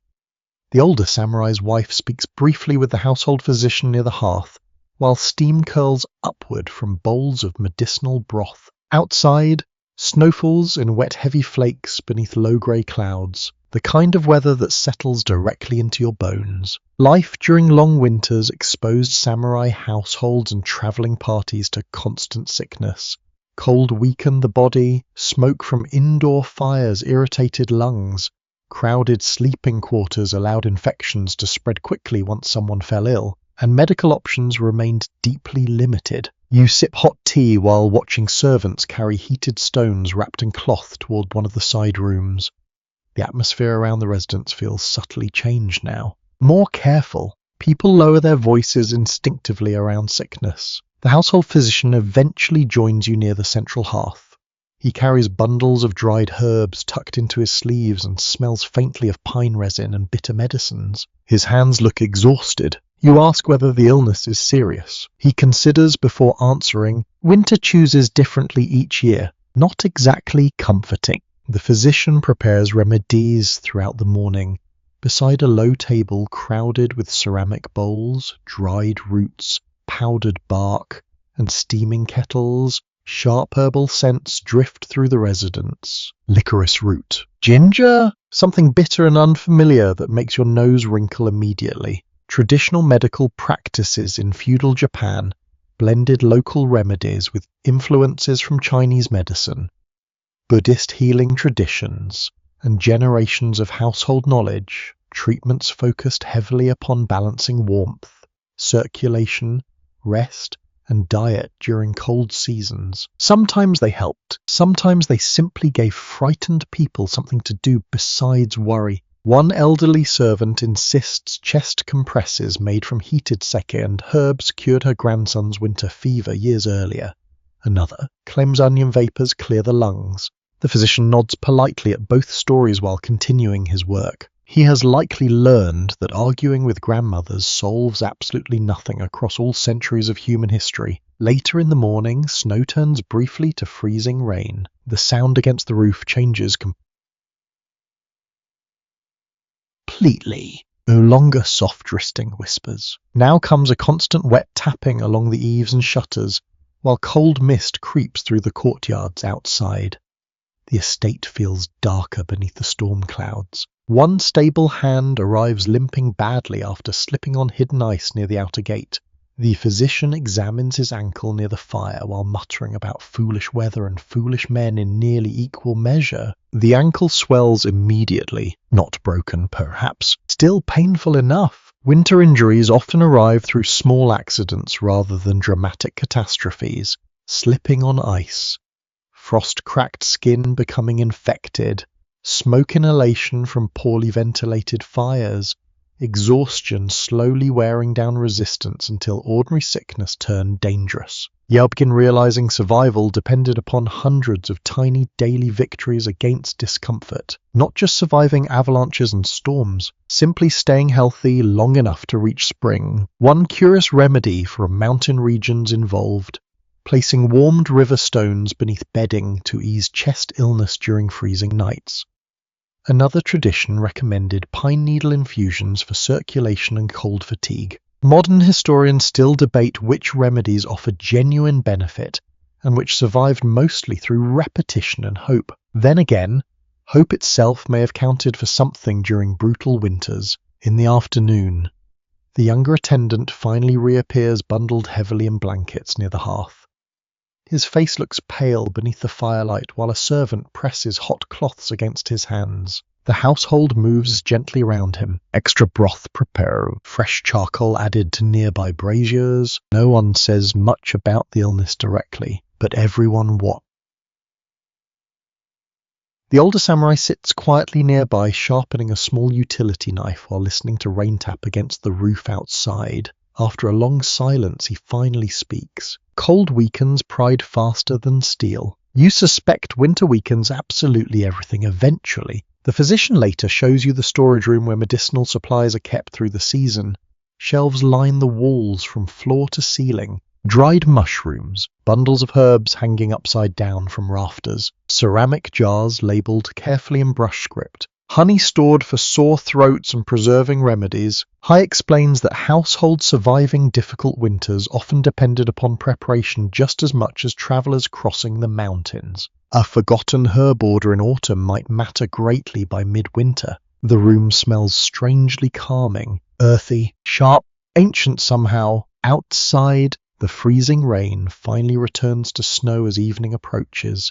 Large wet flakes drift through the courtyard lantern light while servants shovel slush from walkways before temperatures drop again overnight. The younger attendant's fever eases slightly after sunset. The mood across the residence softens almost immediately. Human beings remain emotionally fragile creatures when illness enters warm winter spaces. Supper arrives quietly tonight. Rice porridge, mild broth, small portions easy on tired stomachs. Even the musicians skip their usual evening performance near the hearth. Instead, conversation drifts gently around practical topics while snow thickens outside once again. One elderly retainer tells a strange story involving a wandering healer who supposedly carried powdered bear gallbladder as medicine for severe winter sickness during his travels through northern provinces. Whether the treatment actually worked or simply terrified patients into recovering remains unclear. The story earns tired laughter anyway. People need laughter badly during long winters. Before sleep, you step briefly into the covered corridor overlooking the snowy garden. The air feels damp and painfully cold after the warmth inside. Snow gathers silently across stone lanterns and buried shrubs while distant wind moves softly through the estate walls. Behind you, the household continues breathing quietly through another winter night. Coughs from distant rooms, the crackle of charcoal fires, footsteps of servants carrying warm water through the dark, tiny sounds of people caring for one another against the cold, and somewhere beyond the snowy valleys surrounding the estate, travellers still move along frozen roads tonight, carrying their own fevers and aching lungs through the mountains. Some will reach shelter, some perhaps will not. Winter never promises fairness, only endurance. The festival begins with lanterns, hundreds of them. You first notice the glow spreading gradually through the estate courtyard as evening settles across the snowy valley. Servants move carefully between buildings, lighting paper lanterns one by one while fresh snow drifts gently through the dark blue air. Warm gold against endless white, the effect feels almost unreal after so many cold grey days. Even the household seems transformed tonight. The younger attendants wear cleaner robes with brighter winter patterns stitched along the sleeves. Musicians tune instruments near the great hall, while cooks hurry between kitchens carrying trays fragrant with grilled fish, sweet rice cakes and steaming broth. The illness from earlier days has eased enough that the atmosphere finally relaxes again. You can feel it immediately. People laugh louder tonight. Shoulders is loosened. Someone somewhere is already drinking sake with excessive optimism. Winter festivals carry deep importance in many communities throughout Japan, especially during the darkest cold months, when isolation and exhaustion settled heavily over both villages and estates. Seasonal gatherings offered warmth, ritual, shared food, and emotional relief during stretches of harsh weather that otherwise blurred endlessly together. Human beings need celebration almost as badly as firewood, perhaps more. Snow crunches beneath your boots as you cross the courtyard toward the main hall. Lantern light flickers across buried garden stones while smoke rises sweetly from outdoor cooking fires sheltered beneath wooden awnings. The smell alone nearly hypnotizes you. Soy glaze caramelizing over charcoal, roasted chestnuts, warm sake infused with citrus peel. One cook fans smoke away from skewers of riverfish while muttering furiously at the snow falling into his fire. Winter continues sabotaging morale wherever possible. Inside the great hall, musicians begin playing slow, graceful melodies on flute and shamisen while guests settle onto woven mats around low lacquer tables. Steam curls upward from enormous communal pots set beside the hearths. The room glows warmly beneath hanging lanterns painted with family crests and seasonal symbols. You notice even the older samurai looks different tonight. Less burdened somehow, still serious of course, but softer around the eyes. The lady of the household oversees everything with calm precision, while servants circulate endlessly with trays of food and heated towels for chilled hands. Nothing appears rushed. Every movement flows smoothly through the warm lantern light. One of the younger retainers quietly explains that tonight marks a midwinter observance tied partly to local traditions and partly to household custom developed over generations, which honestly describes many historical festivals. People borrow rituals, reshape them, add food, and eventually declare the entire thing ancient. Still lovely, though. Children gather near the hearth, while an elderly storyteller begins recounting old winter legends from the mountain valleys. His voice rises and falls softly above the music while snow brushes against the outer screen. He tells of travelers guided safely through blizzards by mysterious lantern lights, of fox spirits stealing rice cakes during festivals, of mountain gods angered when villages forgot proper offerings before heavy snowfall seasons. The children listen wide-eyed beneath blankets. Several adults pretend not to listen while clearly listening very carefully. A surviving account from one snowy province described villagers hanging tiny glowing lanterns along dangerous roads during winter festivals, both as celebration and practical guidance for travelers returning through darkness. The line between ritual and survival often blurred beautifully in mountain communities. Outside, more lanterns now glow along the estate walls and pathways. Their reflections shimmer softly across the snow, turning the entire courtyard golden beneath the falling flakes. You step briefly onto the veranda, and pause. The sight feels unforgettable, snow drifting silently through lantern light. From inside the hall, warmth and laughter surrounded by frozen mountains. For the first time since entering the winter roads, the cold almost feels gentle. Almost. Back inside, servants distribute small ceramic cups filled with hot sweet sake flavoured lightly with ginger. The warmth spreads instantly through your chest while musicians shift toward livelier songs. One elderly retainer unexpectedly begins singing, poorly, with tremendous confidence. Several others join immediately. The lady of the household closes her eyes briefly with the exhausted expression of someone who has survived many such evenings. A curious regional custom mentioned in scattered records involved tossing roasted beans into snowy courtyards during winter festivals to symbolically drive away bad fortune and illness before spring. One child tonight performs this duty with such enthusiasm that several retainers end up struck directly in the face by flying beans. Spiritual protection appears surprisingly aggressive. Laughter fills the hall afterward. Real laughter now, not the tired, strained kind from storm camps and frozen roads. The younger attendant, who fell ill earlier, even manages a smile while sipping broth near the fire. You realize how long it has been since the household truly relaxed. Winter demands so much constant caution. Tonight, briefly, people set some of that burden down. Later in the evening, dancers perform in the courtyard despite the snow.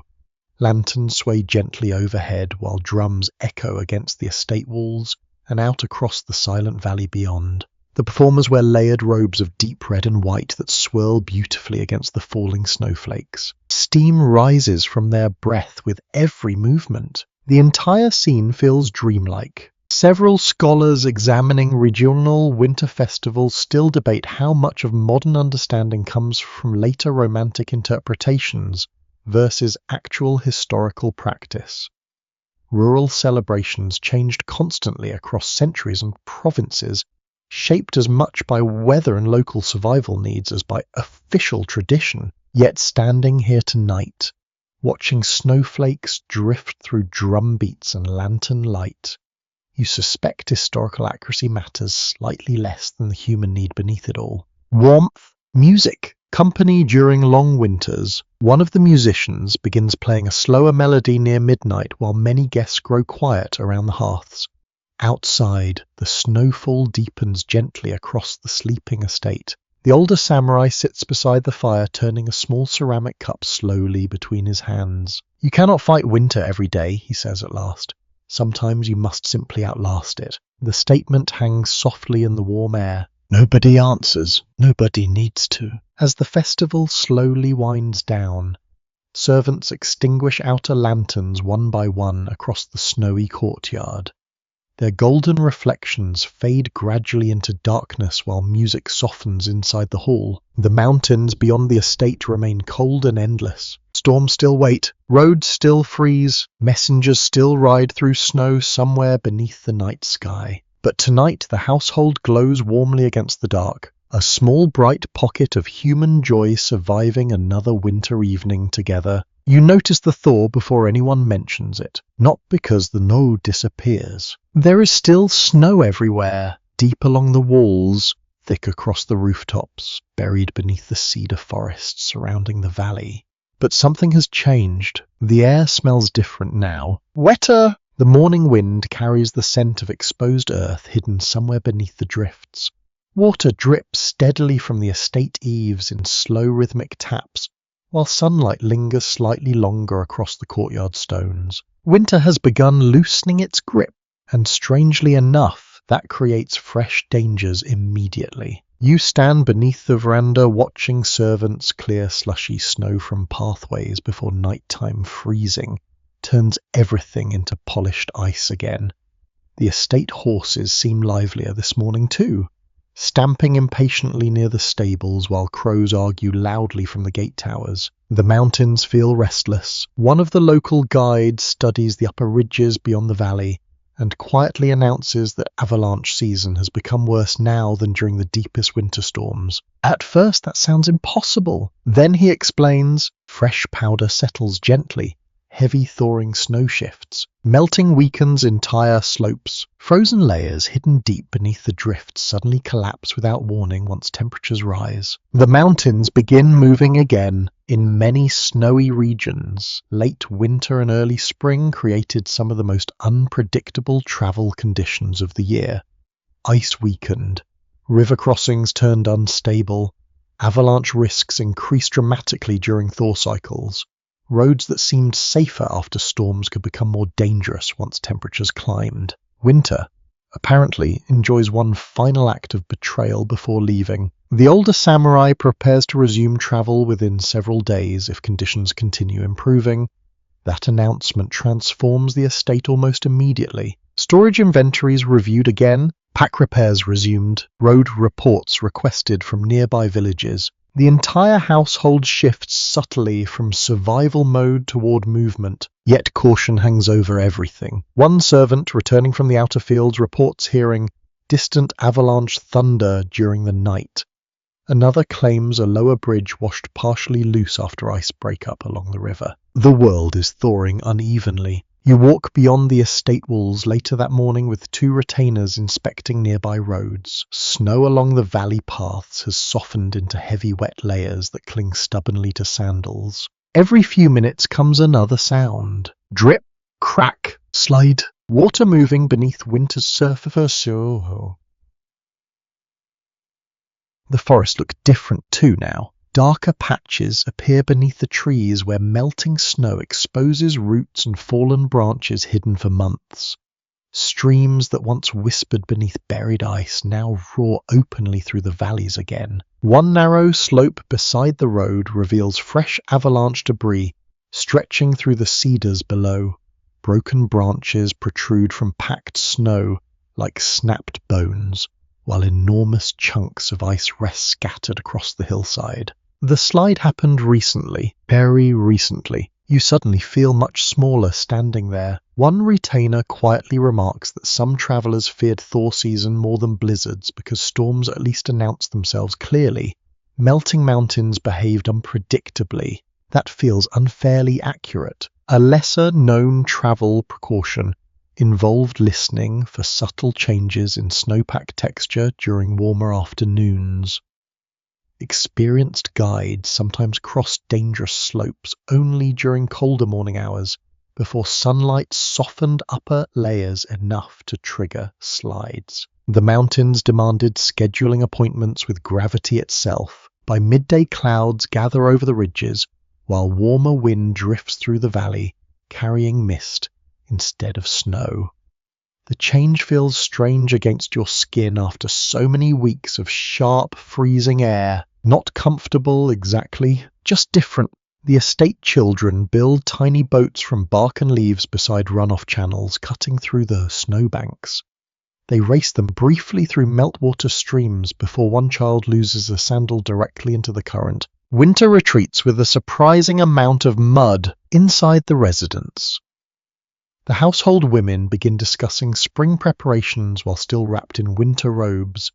Seeds checked, tools inspected, roof repairs planned once snow finally clears completely. Life moves ahead carefully even before the season truly changes. You notice the older, Samurai's wife standing beside an open storage room calculating remaining firewood reserves against estimated cold weeks still ahead. Nobody trusts the weather yet. Rightfully so. Some historical records from mountain domains describe late snowstorms arriving suddenly after early thaws, trapping travelers who believed the worst had passed already. Entire caravans occasionally departed too soon and found themselves caught between seasons with insufficient winter supplies. Nature enjoys punishing optimism. During supper that evening, conversation drifts toward roads, reopening farther south. Trade caravans reportedly move again through certain lower passes. Temple bells from distant valleys carry more clearly through the damp evening air now that heavy storms have faded. The world beyond the mountains begins reconnecting slowly. Still unease lingers. After the meal, you accompany one of the guards along the outer wall during twilight. Mist curls through the valley, while water drips steadily from the snow-packed roofs below. Then comes the sound, a deep cracking boom somewhere high in the mountains. Not thunder, ice. Moments later follows a distant rolling roar echoing across the ridges. Avalanche. Even from miles away, the sound vibrates faintly through the ground beneath your feet. The guard does not look surprised. Every year, he says quietly. You both listen while the echo fades slowly into the dark valleys beyond. Researchers studying old mountain settlements still argue about how accurately communities could predict avalanche conditions before modern methods existed. Some oral traditions suggest remarkable local awareness developed through generations living beside unstable slopes.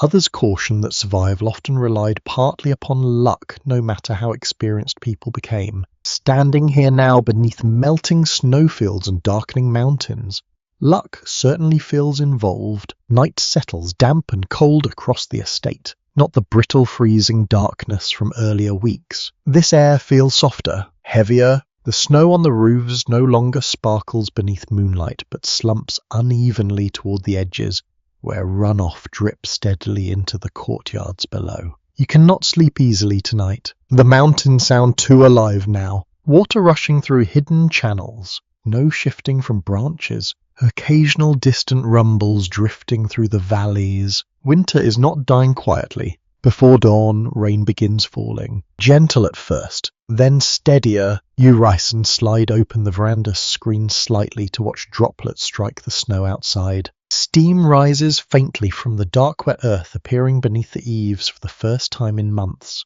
The sight feels strangely emotional, not because winter is ending completely. It is not. Cold mornings still wait ahead.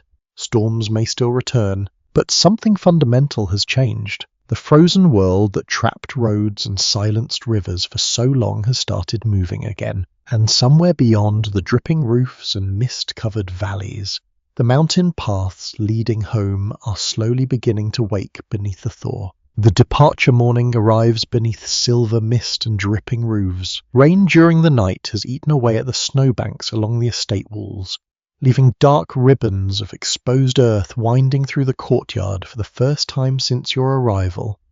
Water runs steadily from the eaves into shallow channels cut through slush and half-melted ice. The entire world sounds different now, no longer muffled. The valley breathes again. Birdsong returns cautiously from the cedar groves beyond the walls. Streams roar louder beneath the hillsides. Somewhere in the distance, you hear the dull, rhythmic knock of woodcutters beginning spring repairs. Winter has not vanished, but it has loosened enough to let movement return. Servants prepare the travelling packs carefully beneath covered awnings, while horses stamp through wet snow near the gates. The air feels damp and raw instead of sharp and brittle. Mist clings low across the valley roads where white drifts still linger beneath the trees. You stand beside the older samurai watching attendants secure supplies against the rain. The journey home begins today. Strangely, the thought feels bittersweet. The mountains that once seemed hostile now feel familiar somehow. You know their sounds, their moods, the smell of cedar smoke drifting through snowstorms, the way lantern light glows against winter mist, the ache of thawing fingers beside a fire after crossing frozen roads. The estate household gathers quietly near the gate before departure. Servants bow. The lady of the household offers travel provisions wrapped carefully in oilcloth, rice cakes, medicinal herbs, extra gloves lined with fresh padding, practical gifts. Winter teaches love through preparation more than words. The older samurai bows deeply to his wife before mounting his horse.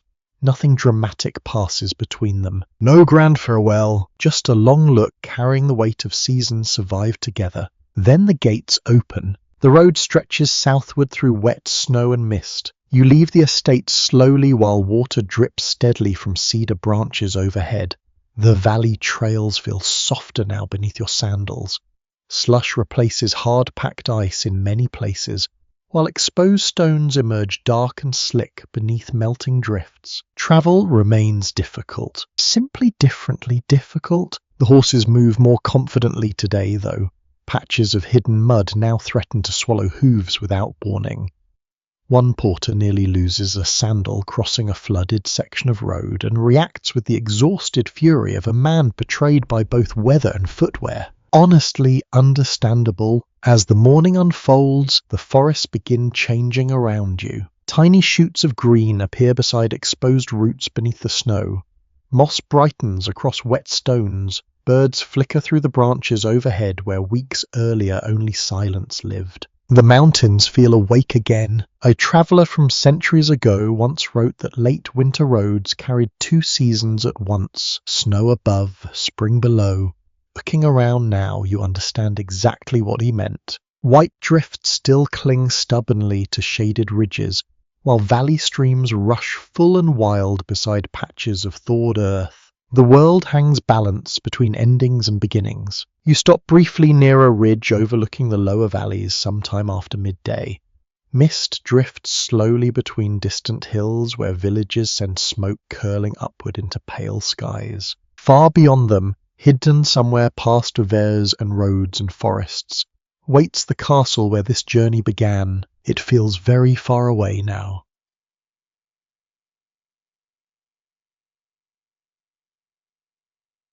Not just in distance. In memory too, you think about the people met along the winter roads, the monks tending fires beneath temple bells, the buried villages glowing with lantern light, the exhausted messenger arriving through snow before dawn, the guards pacing frozen walls through sleepless nights, the women counting rice stores while storms gathered outside. None of them resemble the dramatic legends often painted around samurai history, yet together they form the real shape of survival. Not endless sword fights, not heroic speeches sheeted into blizzards, just ordinary people enduring cold seasons with patience, discipline, and stubborn practicality. The older samurai riders beside you quietly for much of the afternoon. Eventually he gestures toward the valley below where rivers cut dark lines through melting snowfields. Winter leaves slowly in the mountains, he says. Then after a pause, so do memories. The road continues downward through wet cedar forests smelling richly of earth and rain.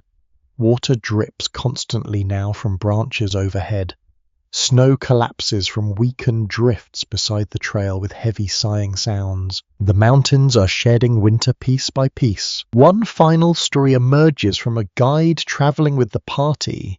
He speaks of an old belief that mountain spirits slept beneath the deepest snow and only stirred once rivers began moving freely again in spring. Whether anyone truly believed such things matters less than the feeling behind them. After enough months surrounded by silence and frozen valleys, it becomes easy to imagine the mountains themselves breathing awake. Toward evening, the travellers stop beside a roadside shrine nearly free of snow now, except for scattered patches beneath the stones.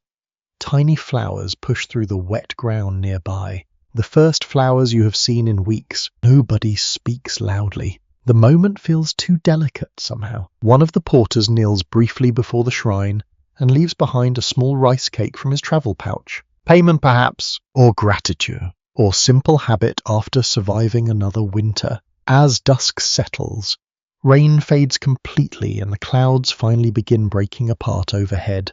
Pale evening lights spills across the valleys in soft gold bands while fog drifts slowly through the forests below. The road ahead stretches calmer now. Not easy, never truly easy, but calmer. You realize something as the travelers continue through the quiet mountains toward home. Winter survival was never only about enduring the cold itself. It was about maintaining warmth wherever possible. Inside houses, inside communities, inside tired human hearts during long dark seasons. And perhaps that is why the memories linger, not the storms alone, but the fires afterward, the shared meals, the lanterns glowing through snow, the sound of distant bells drifting across frozen valleys while people carried on living beneath the mountains one careful day at a time. Night settles gently around the travelers at last. The last light fades from the wet snowfields while the road disappears softly into mist ahead. And somewhere behind you now,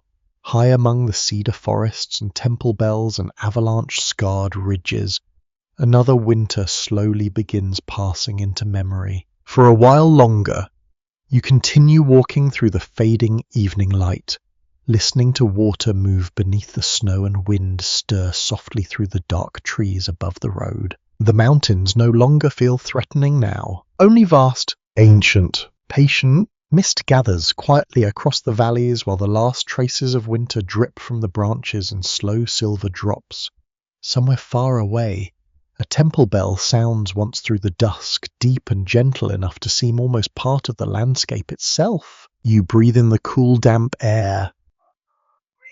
Wood smoke drifting from unseen villages below. The travelers around you have grown quieter as the night settles. Hooves move softly through wet earth. Packs creak faintly. No one rushes anymore. There is nowhere urgent left to reach tonight. The road, only the steady rhythm of returning home. You think back to the frozen passes, the snow-buried villages, the watchfires glowing against dark storms. You remember the warmth of bathhouses after bitter travel, the sound of laughter rising beside winter hearths, the tired guards pacing walls beneath falling snow while everyone else slept safely behind them. History often remembers armor and swords first, but winter reveals different truths. Hands repairing gloves beside a fire, rice carefully rationed through long storms, messengers carrying soaked letters beneath their robes, lanterns lit for travelers who might otherwise lose the road. And slowly, as the mountains darken around you, those memories begin softening like snow beneath spring rain. The cold no longer bites quite so sharply. The forests no longer seem endless. Ahead, tiny lights glow faintly through the mist where another resting place waits somewhere down the valley. Warm food, dry blankets. You follow the quiet procession toward them while night folds gently across the mountains behind you. And little by little, the world grows softer, calmer, and still. Sweet dreams.